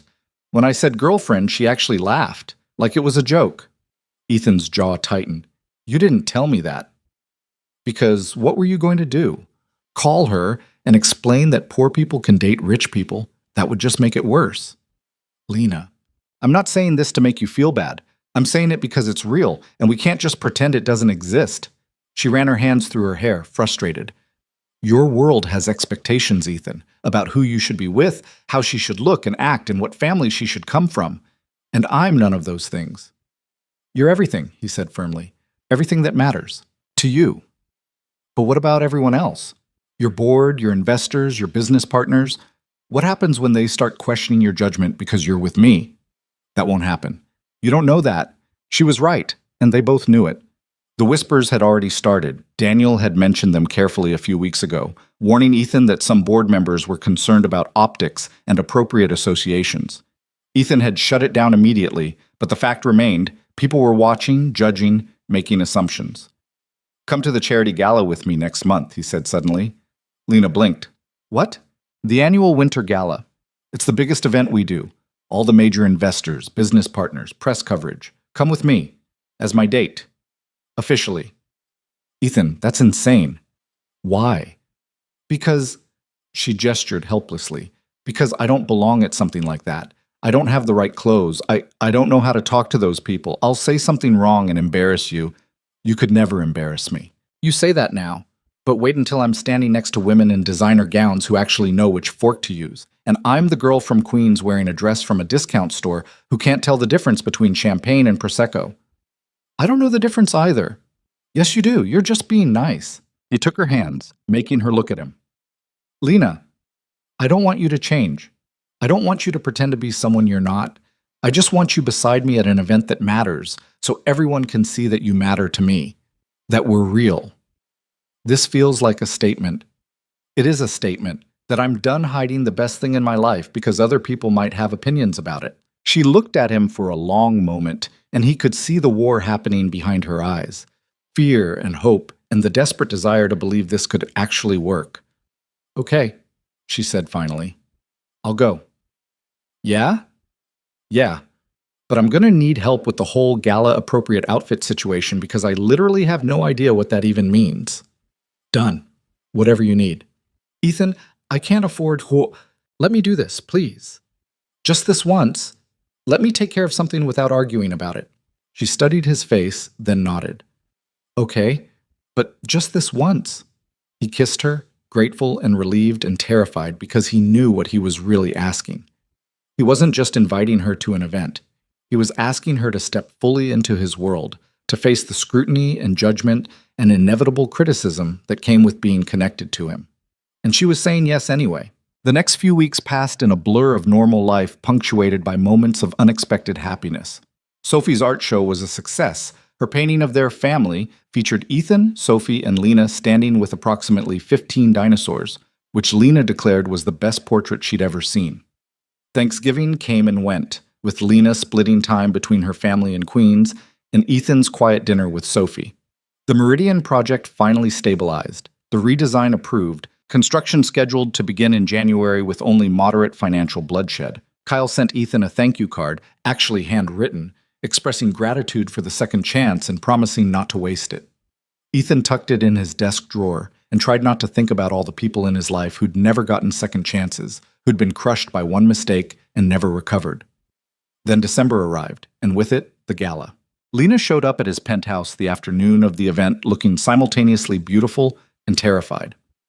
A stylist Daniel had recommended had helped her find a dress, deep green silk that somehow made her eyes look impossibly warm, and done something with her hair that made the curls look intentional rather than chaotic. She looked stunning. She also looked like she might throw up. I can't do this, she said the moment she walked in. Yes, you can. Ethan, I practiced small talk in the mirror for an hour this morning, and I still sound like an idiot. You don't sound like an idiot. You sound nervous. Same thing. He crossed to her, taking her hands. They were freezing despite the warmth of the apartment. Hey, look at me. She did, and he saw the real fear there. Not of the event itself, but of failing. Of proving right everyone who'd said she didn't belong in his world. You know what the best thing about you is? He said. My sparkling personality? Your honesty. The way you don't pretend to be anything you're not. Everyone at this gala is going to be performing, playing roles, managing images, saying what they think they should say. But not you. You're just going to be yourself. And that's going to make you the most interesting person there. Or the most out of place. Maybe both. But I'll be right there with you the entire time. She took a shaky breath. Promise? Promise. Sophie emerged from her room where the nanny had been keeping her occupied, took one look at Lena, and gasped. You look like a princess! Lena laughed, some of the tension leaving her shoulders. Thanks, Bug. You think it's okay? It's perfect. Dad, doesn't she look perfect? She does, Ethan agreed, meaning it. The gala was being held at the Metropolitan Club, all marble columns and crystal chandeliers and the kind of old-money elegance that was designed to make newcomers feel inadequate. Ethan had been attending these events his entire adult life and still found them exhausting. They arrived fashionably late, and the moment they stepped out of the car, camera flashes erupted. Ethan had warned Lena about the photographers, but theory and practice were very different things. Her hand tightened on his arm. Just smile and keep walking, he murmured. They'll get their shots and leave us alone. They made it inside, and Ethan immediately regretted every decision that had led to this moment. The ballroom was packed with exactly the kind of people Lena had worried about. Women in gowns that cost more than her monthly rent, men in custom tuxedos discussing mergers and market fluctuations. And everyone was staring, not obviously, These were people who'd perfected the art of subtle observation, but Ethan could feel the weight of their attention, could see the barely concealed curiosity as they tried to figure out who Lena was and what she was doing here. "Ethan, good to see you." Robert materialized beside them, perfectly groomed as always, his smile not quite reaching his eyes. "And this must be Lena. We've heard so much about you." "All good things, I hope," Lena said, and Ethan heard the slight shake in her voice that probably nobody else would notice. "Of course." Robert's gaze swept over her, assessing. "That's a lovely dress." "Thank you." An awkward pause followed, and Ethan was about to fill it when Robert said, "Ethan, could I borrow you for just a moment? There's someone who wants to discuss the Singapore expansion." It was a test. Ethan recognized it immediately. Robert was separating them to see how Lena would handle being alone in a room full of strangers. "Actually, I'd prefer to—" "It's fine," Lena interrupted, squeezing his arm. "Go. I'll be okay." "You sure?" "Positive. I'll just grab a drink and people watch. It's fine." He didn't want to leave her, but making a scene would only make things worse. "I'll be right back. Take your time." Ethan let Robert lead him away, looking back once to see Lena standing alone near a pillar, trying to look comfortable and failing. The conversation about Singapore lasted exactly 3 minutes before the investor Robert had promised materialized and turned out to be his wife, who had zero interest in international expansion and just wanted to complain about the catering at last year's gala. By the time Ethan extracted himself and returned to where he'd left Lena, she was gone. Panic flared immediately. He scanned the ballroom, pushing through clusters of conversations, ignoring people trying to catch his attention. He found her on the terrace, standing alone in the cold without a coat, her arms wrapped around herself. "Lena, what are you doing out here? It's freezing." She didn't turn around. "Just needed some air." He shrugged off his jacket and draped it over her shoulders, then moved to stand beside her. "What happened?" "Nothing happened." "Lena, really, nothing specific happened. It's just—" She gestured vaguely toward the ballroom. "I don't belong here, Ethan, and everyone in there knows it." "That's not true." "Yes, it is. I was standing there trying to look normal, and this woman, older, wearing enough diamonds to fund a small country, she comes up to me and asks if I'm with the catering company. When I said I was here with you, she actually looked me up and down and said, 'How interesting.'" Ethan's hands clenched. "Who was she?" "I don't know." "Does it matter?" "She's right. Look at me.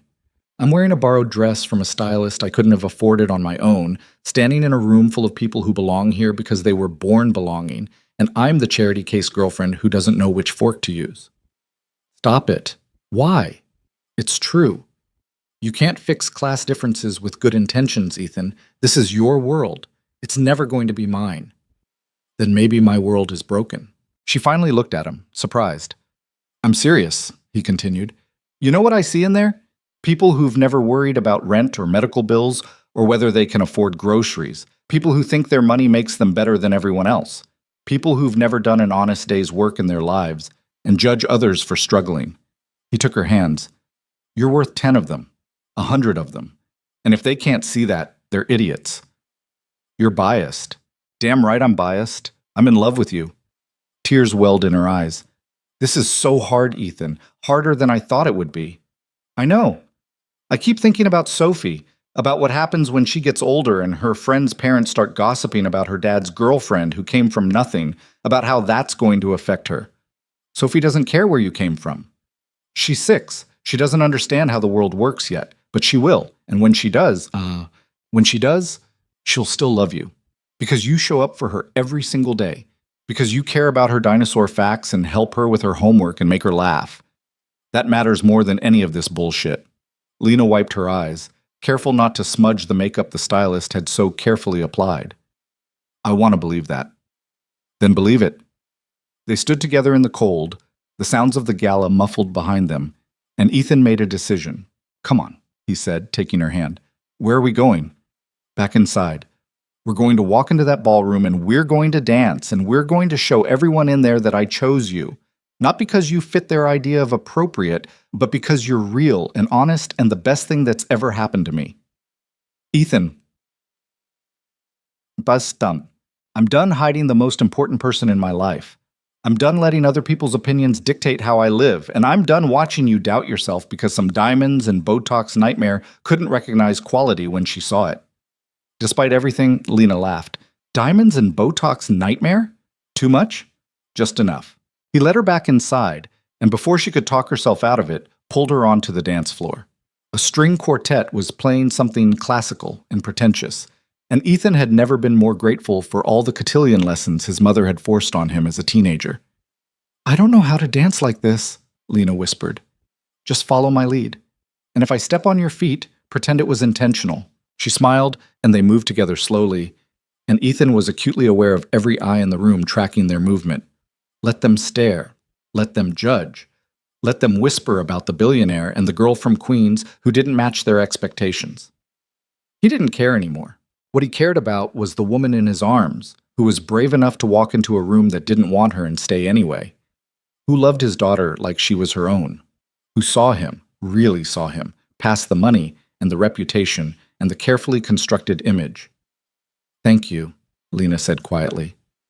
For what? For this. For defending me. For not being embarrassed to be seen with me.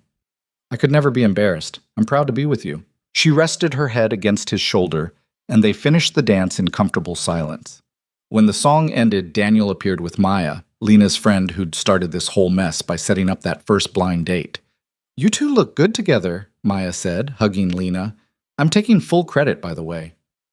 You set her up with someone else, Ethan pointed out. Details. I created the circumstances. The universe handled the rest. They laughed, and slowly, the tension of the evening started to ease. A few of Ethan's actual friends, the ones who'd known him since before the money, who remembered him as just a kid from Queens who got lucky, came over to meet Lena and welcomed her warmly. Not everyone was kind. There were still stares, still whispered conversations behind hands, still women who looked at Lena like she was dirt on their expensive shoes. But there were also moments of unexpected grace. An older woman, someone's grandmother, Ethan gathered, approached them near the end of the evening and took Lena's hand. Don't let them get to you, dear, she said quietly. I married my husband 40 years ago when his family thought I was completely unsuitable, too poor, too ethnic, too everything wrong. But we built a good life anyway, and those same people who turned their noses up at me eventually came around. Or they didn't, and we stopped caring. She patted Lena's hand. The ones who matter will see your worth. The rest aren't worth your time. She walked away before either of them could respond, disappearing into the crowd. Lena looked at Ethan with wonder. Did that really just happen? I think it did. Maybe this world isn't completely terrible. Just mostly terrible. But getting better. They stayed until the end of the evening, not hiding, not leaving early, making it clear that they belonged there just as much as anyone else. On the drive home, Lena kicked off her heels and leaned against Ethan's shoulder. That was exhausting, she said. I know. I'm sorry. Don't be. I'm glad we did it, even the terrible parts. She turned to look at him. You really meant what you said? About being proud to be with me? Every word. Good. Because I'm proud to be with you too. Even when you drag me to fancy galas, where I have no idea what's happening. He kissed the top of her head. No more galas for at least a month. I promise. I'll hold you to that. When they got home, Sophie was asleep, and the nanny had already left. They changed out of their formal clothes, Lena borrowing one of his t-shirts, Ethan in sweatpants, and collapsed on the couch together. I have a confession, Lena said. What's that? Part of me was hoping tonight would be a disaster so I'd have an excuse to never go to one of those things again. And now? Now I'm thinking maybe I could handle it occasionally, if you're there, and if there's good food. The food was terrible. That does lower my enthusiasm significantly. They sat in comfortable silence for a while, and Ethan thought about how far they'd come. From that first accidental dinner to this, sitting in his living room wearing sweatpants, talking about terrible gala food, completely comfortable with each other. Lena? Move in with us. She went very still. What? Move in. You're here almost every night anyway. Your toothbrush is in my bathroom, your clothes are in my closet. Sophie asks for you the second she wakes up. Just make it official. Ethan, that's a huge step. I know. And I know it's scary and complicated, and there are 1,000 reasons to say no. But I'm asking anyway, because I love you, and Sophie loves you, and this already feels like home when you're here. She sat up to look at him properly. What about my apartment, my jobs, my mom? Keep the apartment if you want. We'll figure out the commute to your jobs. And your mom, we'll make sure she's taken care of. Whatever she needs. You can't just fix everything with money. I'm not trying to fix anything. I'm trying to build something. With you. Lena's eyes filled with tears again. You're making this really hard to say no to. Then don't say no. Say yes. What about Sophie? Have you asked her? I wanted to ask you first, but I know what she'd say. She asks me almost every day when you're coming over, when you're staying, if you'll be here for breakfast. She does? She does. You're already part of this family, Lena. I'm just asking you to make it official. She was quiet for a long time, and Ethan forced himself not to push, not to rush her into a decision she wasn't ready for. Okay, she said finally. Okay? Okay, I'll move in, but... She held up a hand when he started to smile. We do this slowly. I'll keep my apartment for now, just in case, and we tell Sophie together, and I still pay my own bills and work my own jobs because I'm not going to be the kept girlfriend who depends on you for everything. Deal. As long as you let me help when you need it. I'll think about it. I'll take it. He kissed her then, deep and grateful and full of promise, and when they finally broke apart, they were both smiling. Should we tell Sophie in the morning? Lena asked. Let's tell her at breakfast. She's going to lose her mind. In a good way? In the best way.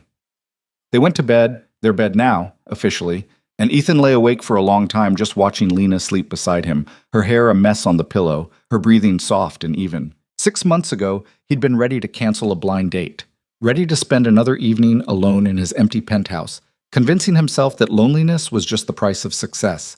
And now he was here, planning breakfast announcements with the woman he loved, building a life that felt real and messy and absolutely perfect.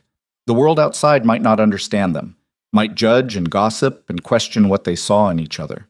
But in here, in the quiet of his bedroom with Lena sleeping beside him and his daughter down the hall, none of that mattered. He'd found his family, his home, his reason to keep going, and he wasn't letting go for anything.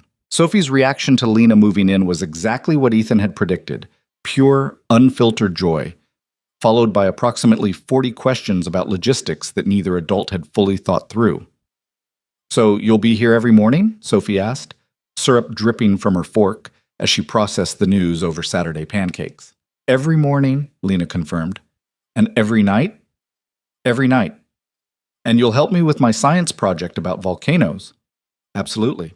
And we can have movie nights whenever we want? Within reason. You still have a bedtime. Sophie considered this, then turned to Ethan with the seriousness of a Supreme Court justice. Dad, this is the best decision you've ever made.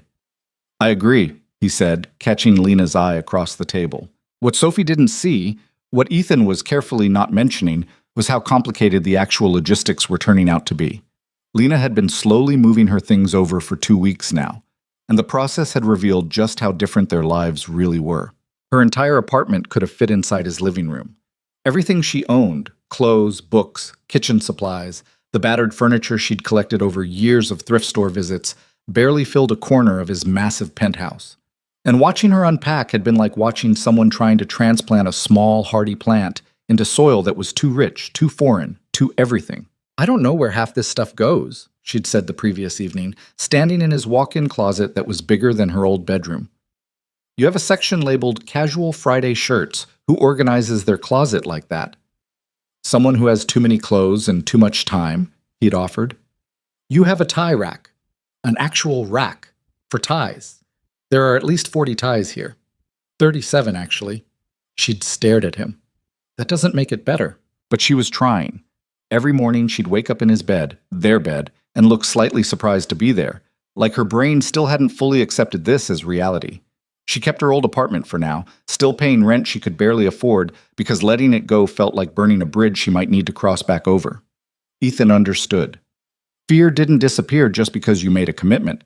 Sometimes it got louder. 3 weeks after she moved in, Lena came home from the boutique looking shaken.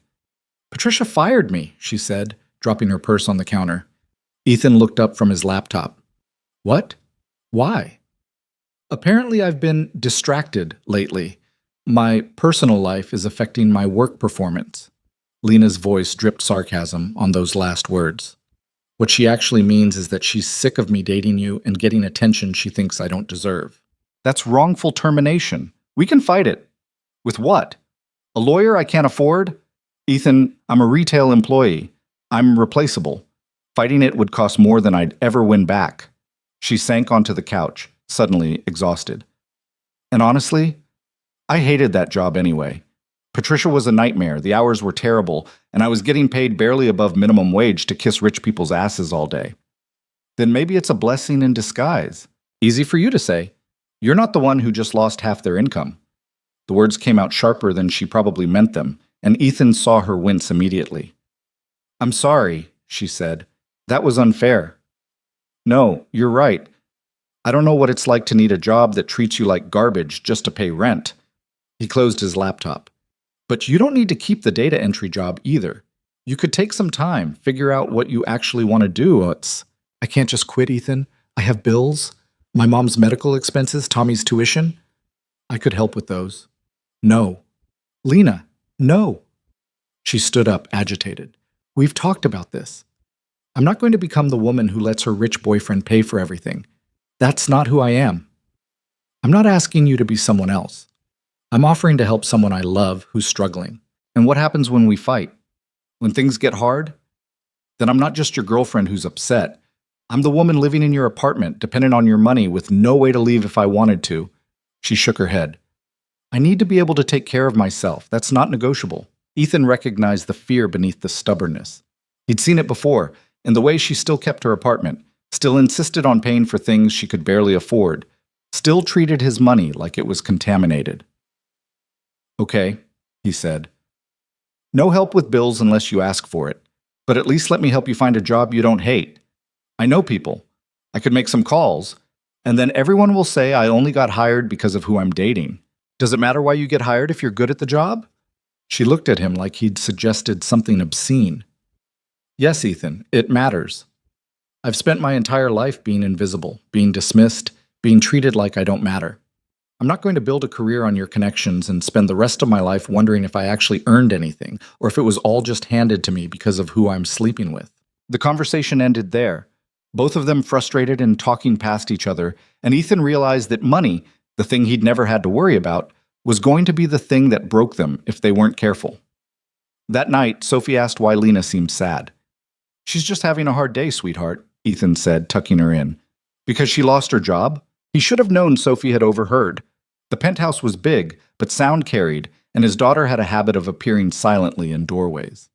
Yeah, because of that? Is she going to have to leave? The fear in Sophie's voice broke his heart. No, Bug, she's not leaving. But if she doesn't have money, we'll figure it out. Adults always figure things out. Sophie didn't look convinced, and Ethan didn't blame her. He wasn't convinced either. The next morning, Lena was up before dawn, laptop open, applying to jobs with a determination that bordered on desperate. Ethan watched her from the bedroom doorway, this woman he loved wearing his old t-shirt and her own stubborn pride, fighting battles he couldn't help her win. She found a new job within a week, front desk at a dental office in Midtown. It paid slightly less than the boutique, but had better hours and a boss who seemed merely indifferent rather than actively hostile. She also picked up weekend shifts at a coffee shop near her mom's apartment in Queens, which meant she was working 6 days a week and coming home exhausted. This isn't sustainable, Ethan said one night when she got home at 11, dead on her feet. It's temporary, just until I save up enough to feel secure again. Lena, you live here. You don't need to. I do need to. You don't understand. And she was right. He didn't understand, couldn't understand, because he'd never spent nights lying awake doing math in his head, trying to figure out if he could afford both groceries and medicine. He'd never had to choose between heating and electricity. He'd never known the specific terror of being one paycheck away from homelessness. His privilege was a wall between them, invisible but solid, and he had no idea how to break through it. Things came to a head in early February when Lena's mother ended up in the hospital with a diabetic emergency. The bills started arriving almost immediately, thousands of dollars, even after insurance, the kind of numbers that would have been routine medical expenses for Ethan and were catastrophic for Lena. He found her at 3 a.m, sitting at the kitchen counter with bills spread around her, crying silently while trying to figure out payment plans. Lena, don't, she said without looking up. Whatever you're about to offer, just don't. I'm going to offer anyway. Let me pay these. No. Your mother needs care. You need sleep. You're working yourself to exhaustion trying to cover this, and it's not sustainable. It's my problem, Ethan. My family. My responsibility. You're my family now, too. That makes it my responsibility. She finally looked at him, eyes red and exhausted. If I let you pay for this, what's next? My rent? My brother's tuition? Every little crisis that comes up? At what point do I just become another expense in your budget? That's not fair. Isn't it? You don't understand what it's like to owe someone, to need them. It changes the whole relationship. Suddenly, I'm not your equal. I'm your charity case. I would never see you that way. But everyone else would. And eventually, maybe you would too. She wiped her eyes roughly. I've watched what happens when women depend on men financially. My mom depended on my dad, and when he died, she had nothing. No skills, no savings, no way to take care of herself. I swore I'd never be that vulnerable. I'm not your father, and you're not your mother. How do you know? How do you know you won't wake up one day and resent me for needing you, for costing you money, for being a burden? Ethan pulled out the chair next to her and sat down. You want to know how I know? Because I've been on the other side of this. When Caroline got sick, the medical bills were astronomical. Experimental treatments, specialists, private care. I threw money at the problem like it could fix everything, and it couldn't. She died anyway, and all that money meant nothing. Lena's expression softened slightly. But you know what I learned? He continued. Money can't buy the things that actually matter. It can't buy time or health or love. It's just a tool. And right now, I have a tool that can help someone I love keep her mother alive and out of pain. Why wouldn't I use it? Because I can't pay you back. I'm not asking you to.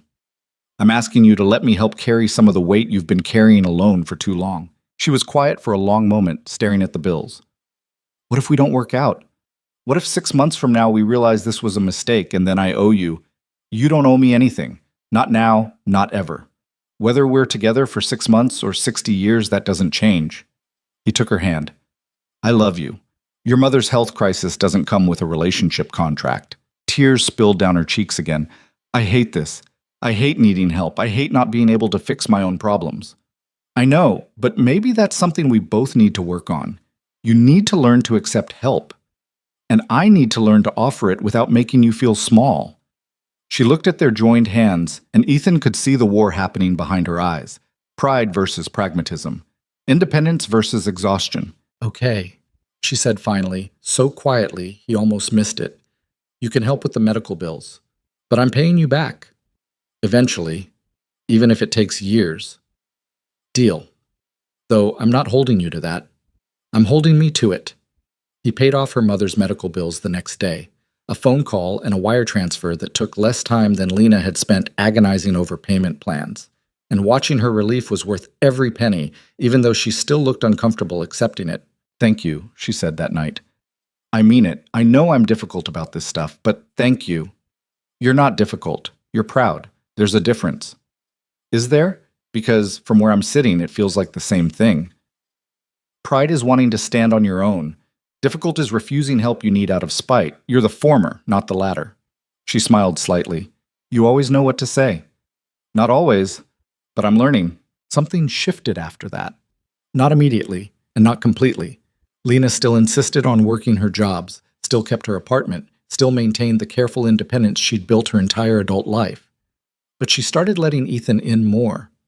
Letting him see the scared parts, the struggling parts, the pieces she'd been hiding because she thought they made her weak. And in return, Ethan started showing her his own struggles. The crushing pressure of the company, the fear that he was failing Sophie by working too much, the guilt that still haunted him about Caroline's death, the irrational belief that if he'd just done something different, tried harder, found better doctors, she might still be alive. You know that's not how cancer works, right? Lena said one night when he finally voiced these thoughts. Logically, yes. Emotionally, I still feel like I failed her. You didn't fail her, you loved her. You tried everything. Sometimes people die anyway, and it's not anyone's fault. I wish I believed that. You will, eventually. She curled closer to him. Grief doesn't follow logic, it just exists, and you work through it the best you can. They were learning each other's damage, he realized. The broken pieces that everyone had but most people kept hidden, and instead of running from it, they were choosing to stay and see if two imperfect people could build something whole. In March, something unexpected happened. Lena came home from the dental office looking thoughtful rather than exhausted. My boss offered me a promotion, she said. Ethan looked up from where he was helping Sophie build an elaborate dinosaur habitat. That's great. What kind of promotion? Office manager. It's a real salary, benefits, normal hours. She said I'm organized and good with people, and she needs someone she can trust to actually run things while she focuses on patients. Lena, that's amazing. Are you taking it? I don't know. It means quitting the coffee shop, which means less total income, even though the base salary is better. And I'm not sure I'm qualified. I mean, I've never managed anything before. You manage 2 jobs, your mother's care and my daughter's dinosaur obsession. I think you can handle a dental office. Sophie looked up. You should take it, Lena. Then you wouldn't be so tired all the time. Out of the mouths of babes. Lena laughed, but Ethan could see her actually considering it. What if I'm bad at it? She asked. Then you'll learn. That's what jobs are, places where you learn things. He stood, crossing to her. You're smart and capable, and you work harder than anyone I know. You'll be great at this. You're biased, completely, but also right. She took the promotion, and within 2 months proved that Ethan's bias was justified. Her boss started relying on her for everything, the office ran smoother, and Lena came home energized instead of drained for the first time since Ethan had known her. I actually like my job, she said one evening, sounding surprised. Like, genuinely enjoy going to work. Is this what it's supposed to feel like? For most people, yeah. Well, it's weird. I keep waiting for the other shoe to drop. Maybe there is no other shoe. Maybe things are just actually going well. She looked at him skeptically. In my experience, when things are going well, that's when life decides to remind you who's really in charge. She wasn't wrong. 2 weeks later, the reminder arrived. Ethan was in his office when Jennifer knocked with a familiar expression, the one that meant something bad was happening. Turn on the news, she said. He did, and saw his own face staring back at him from a financial news channel. The headline read, Rowe Enterprises CEO's relationship raises questions about judgment. His stomach dropped. The segment was a hatchet job, thinly veiled as objective reporting. They showed photos of him and Lena at the gala, emphasized her humble background, questioned whether a relationship with someone so far outside the business world might be affecting his decision-making. They even mentioned the Meridian project delays, implying without directly stating that his personal life was distracting him from professional responsibilities. It was garbage, all of it, but it was also public, widely watched garbage that would have consequences. His phone started ringing immediately. Board members, investors, people who'd seen the segment and wanted to know if it was true, if he was compromised, if they needed to worry about the company's direction. He spent the afternoon managing the fallout, reassuring people that his personal life had zero impact on his professional judgment, that the Meridian delays were being handled and had nothing to do with Lena. By the time he got home that evening, he was exhausted and angry and dreading the conversation he knew was coming. Lena was sitting on the couch, her laptop open, clearly having seen the same news segment. So, she said without preamble, I'm a liability now. You're not a liability. The news seems to disagree. The news is looking for drama. This will blow over in a week. Will it? She closed her laptop. Or is this just the beginning? Every time we go out, every time someone sees us together, they're going to question it. Question us. Question whether you're making good decisions or just thinking with your... Lena, stop. I'm serious, Ethan. I'm damaging your reputation, your company. Maybe we need to... Don't. He crossed to her, taking her hands. Don't finish that sentence. We're not breaking up because some talking heads on TV decided to make us their story of the day. But what if they're right? What if I am a distraction? Then I'll be distracted. I don't care. Your board cares. Your investors care. And I care about you. About us. About Sophie having someone she loves in her life. That matters more than what some board members think about my dating choices. Lena looked at him with tears in her eyes. I don't want to be the reason you lose everything you've built. You won't be. But even if you were, even if choosing you cost me the company tomorrow, I'd still choose you. Every time. That's insane. Maybe. But it's true. She started crying then, really crying, and Ethan held her while she let out all the fear and stress and insecurity she'd been carrying. I don't know how to do this, she said against his chest. How to be with someone who lives in a completely different world. How to handle people judging us constantly. How to be enough when I'm so obviously not. You are enough. You've always been enough. Then why doesn't it feel like it? He didn't have a good answer for that. All he could do was hold her and hope it was enough. The news cycle moved on, like he'd predicted. Within a week, there was some other scandal to occupy the financial press's attention. But the damage lingered. Whispers at board meetings, knowing looks from investors, the subtle implication that Ethan's judgment was compromised. And through it all, Lena carried the weight of believing she was the problem.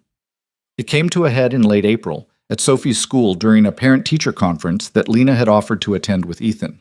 Sophie's teacher, Mrs. Patterson, warm and competent and generally wonderful, went through the usual updates. Sophie was doing well academically, struggling slightly with reading comprehension, but improving, thriving in art class.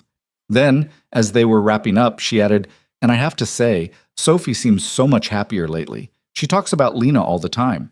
It's clear she's really benefited from having that additional support at home."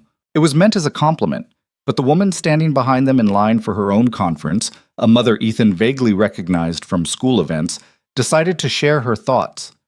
"Well, I think it's concerning," she said loudly enough for everyone in the hallway to hear.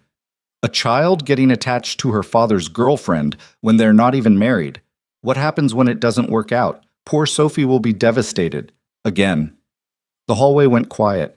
Ethan felt Lena stiffen beside him. "Excuse me?" he said, his voice dangerously calm. The woman had the grace to look slightly uncomfortable, but doubled down anyway. "I'm just saying, children need stability, not a revolving door of relationships." "Lena isn't a revolving door. She's family." "Is she? Because I haven't heard anything about an engagement. For all we know, this is just a phase. Rich men dating inappropriate women they'll never actually marry. It's a tale as old as time." Ethan was about to respond, something cutting and probably inappropriate for a school hallway, when Lena squeezed his hand. "Don't," she said quietly. "She's not worth it." But the woman's words had landed exactly where they were meant to. All the way home, Lena was quiet, and Ethan knew she was replaying that conversation, letting it confirm all her worst fears. That night, after Sophie went to bed, Lena said the thing Ethan had been dreading. "Maybe we should get married." He looked up from his laptop. "What?" "That's what everyone's waiting for, right? Some grand gesture that proves this is real, that I'm not just some temporary distraction." She was pacing now, agitated. "If we were engaged, people would stop questioning it. Sophie would feel more secure. Your board would back off." "Lena, and it makes sense, doesn't it? We love each other. We're living together. Sophie's already calling me her family. Why not make it official?" "Because you're suggesting it for all the wrong reasons." She stopped pacing. "What's that supposed to mean?" "It means I'm not proposing to you because some judgmental mother at school questioned our relationship. I'm not asking you to marry me to make my board feel better or to prove something to people who don't matter." He stood, crossing to her. "When I ask you to marry me, and I will ask you, it's going to be because I can't imagine my life without you in it. Not because we're trying to fix problems or silence critics." Tears filled her eyes again. "So you do want to marry me?" "Of course I want to marry you. I've wanted to marry you since you sat on the floor with Sophie talking about ankylosaurs, and I realized I'd found something I didn't know I was looking for." "Then why haven't you asked?" "Because I was waiting for the right moment, when we weren't fighting about money or dealing with news coverage or being attacked by school parents, when it could just be about us." "When is it ever just about us, Ethan? There's always something, always someone questioning whether I belong in your world. Maybe there's never going to be a perfect moment." She was right. He'd been waiting for some idealized scenario, candlelight, romantic setting, the perfect words. But real life wasn't like that. Real life was messy and complicated and full of school parents who said terrible things. "Wait here," he said. "What?" "Ethan, just wait. 2 minutes." He went to his office, unlocked the safe where he kept important documents, and pulled out the small box he'd been carrying around for 3 weeks. He'd bought the ring on impulse after watching Lena teach Sophie how to braid her hair, both of them laughing at their failed attempts, completely unselfconscious and beautiful. When he returned to the living room, Lena was still standing where he'd left her, looking confused and slightly worried. He got down on one knee. Her hands flew to her mouth. "This isn't how I planned this," he said.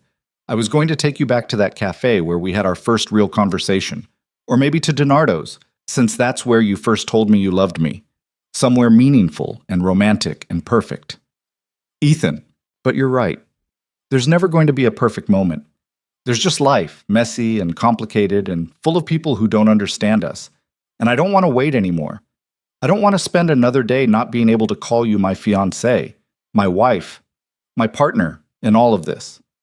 He opened the box, revealing a simple ring, elegant but not ostentatious, because he knew Lena would hate anything too flashy. Lena Hart, you drive me crazy. You argue with me about accepting help. You insist on working jobs you hate to prove you're independent. You keep an apartment you can't afford because you're terrified of being vulnerable. And I love all of it. I love you.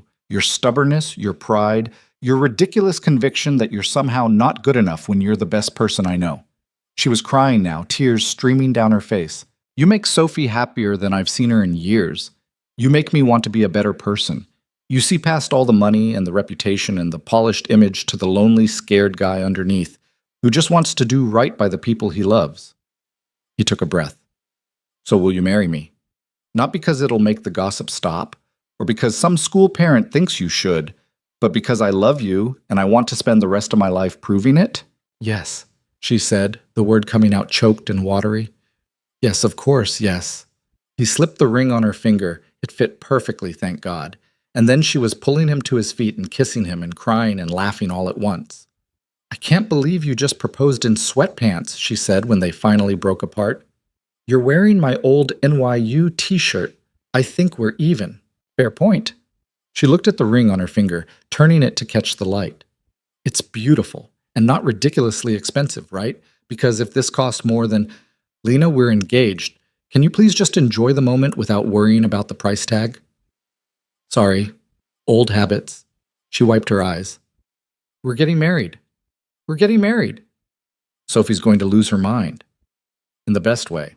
They told Sophie the next morning over breakfast.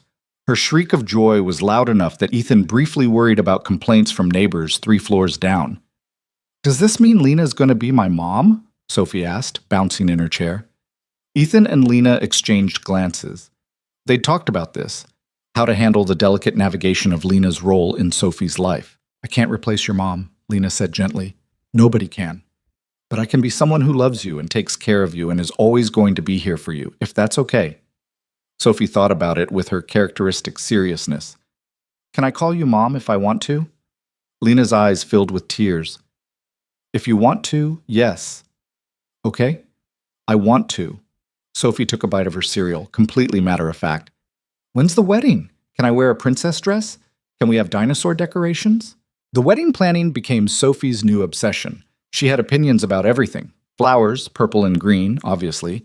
Cake, chocolate with vanilla frosting, non-negotiable. Music, something with drums. And whether the ceremony should include educational facts about paleontology. Ethan gently vetoed that one. Lena wanted something small and simple. Ethan wanted whatever made her happy. They compromised on a mid-sized ceremony in early June, intimate enough to feel personal, large enough to include the people who mattered. The guest list became its own negotiation. Ethan's world required certain invitations, board members, major investors, business partners who'd be offended not to receive one. Lena's world was smaller but no less important. Her mother, her brother, Rosa from DiNardo's, coworkers from the dental office, the handful of friends who'd stuck with her through years of struggle. This is going to look ridiculous, Lena said one night, reviewing the seating chart. Half the room in designer suits, the other half in their best Target outfits. Good. Maybe it'll remind everyone that what matters is the people, not their clothes. You're an optimist. I'm marrying you. Of course I'm an optimist. The wedding arrived faster than either of them expected. Suddenly, it was June, and Ethan was standing in a room at the venue adjusting his tie for the 15th time, while Daniel tried to calm his nerves. You look like you're about to pass out, Daniel observed. I'm not nervous about marrying her. I'm nervous about everything else.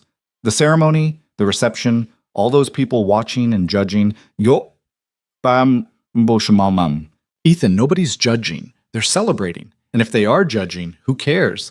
You're marrying the woman you love. That's all that matters. He was right. Ethan knew he was right. But years of living under scrutiny were hard to shake.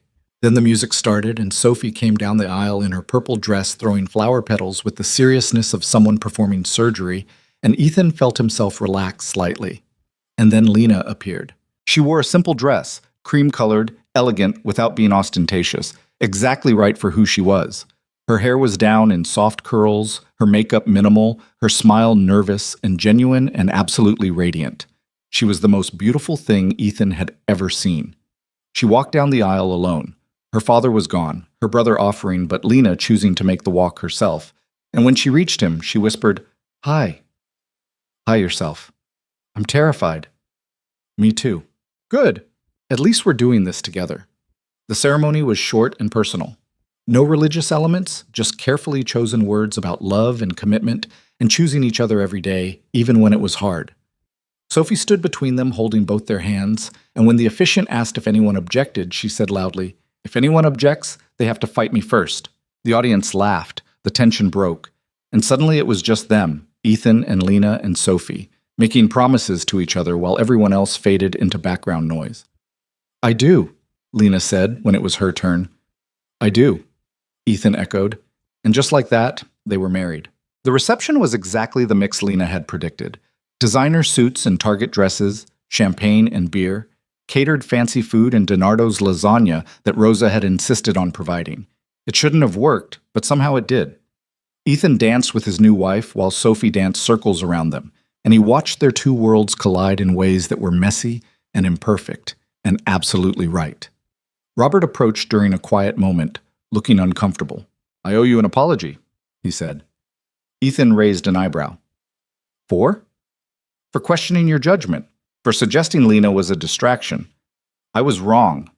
She makes you better, sharper at work, happier at home. I should have seen that earlier.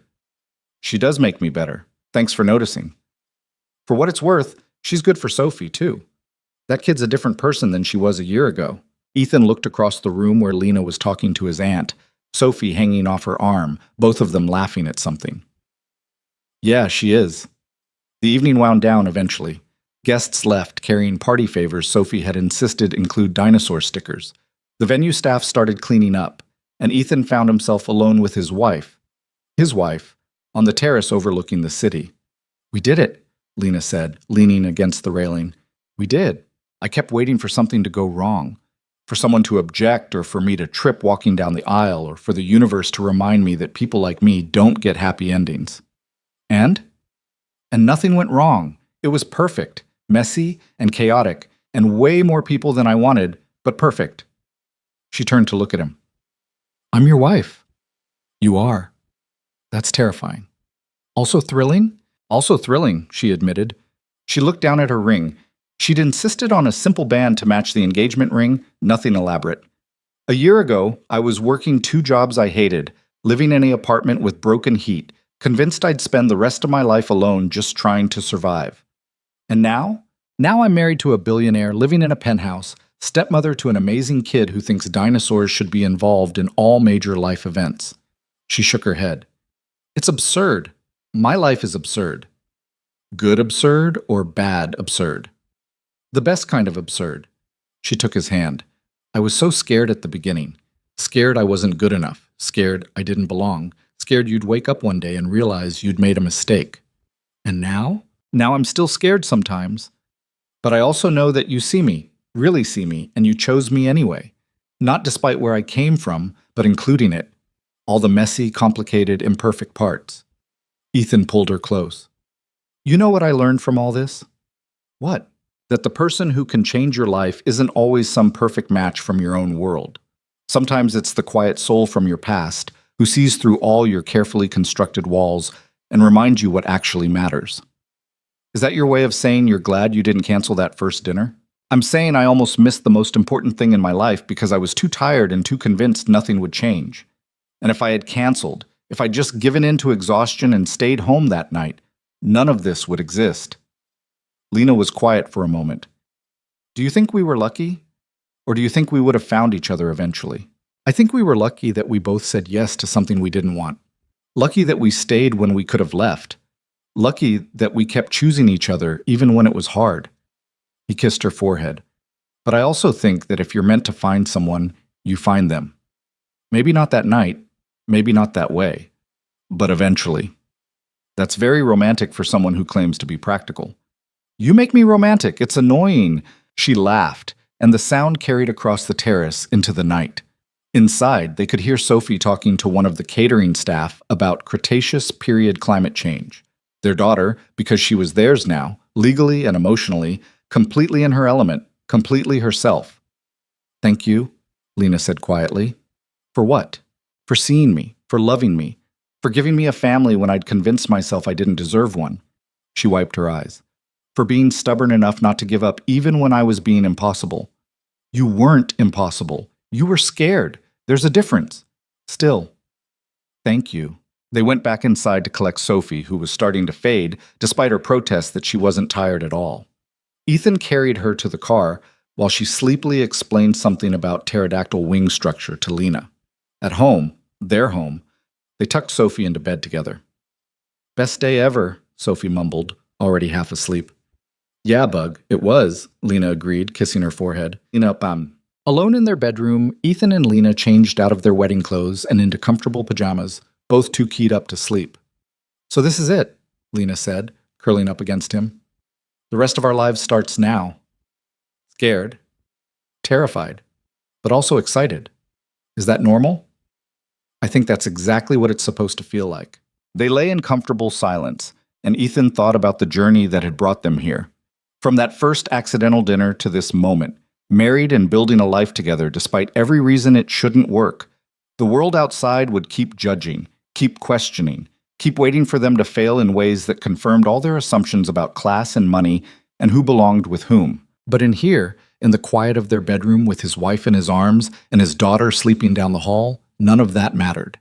They'd built something real, something messy and imperfect and absolutely worth fighting for. And Ethan finally understood what he'd been searching for all those years. Not perfection, not someone who fit neatly into his world, but a partner who challenged him, who saw his flaws and loved him anyway, who reminded him that the best things in life were often the ones you almost missed. "I love you," he said into the darkness. "I love you too," Lena replied, already half asleep. "Even when you're being a stubborn billionaire who thinks he can fix everything. And I love you even when you're being a stubborn woman who won't let me fix anything." She smiled against his chest. "We're quite a pair." The best pair. Outside, the city continued its endless motion, people living their lives, chasing their dreams, sometimes finding what they were looking for in the most unexpected places. And inside, Ethan Rowe held his wife close and silently thanked whatever force had made him leave his apartment that rainy Friday evening instead of canceling. Because the person who'd been waiting for him all along, the one who'd make everything make sense, had been right there. He just needed to finally see her,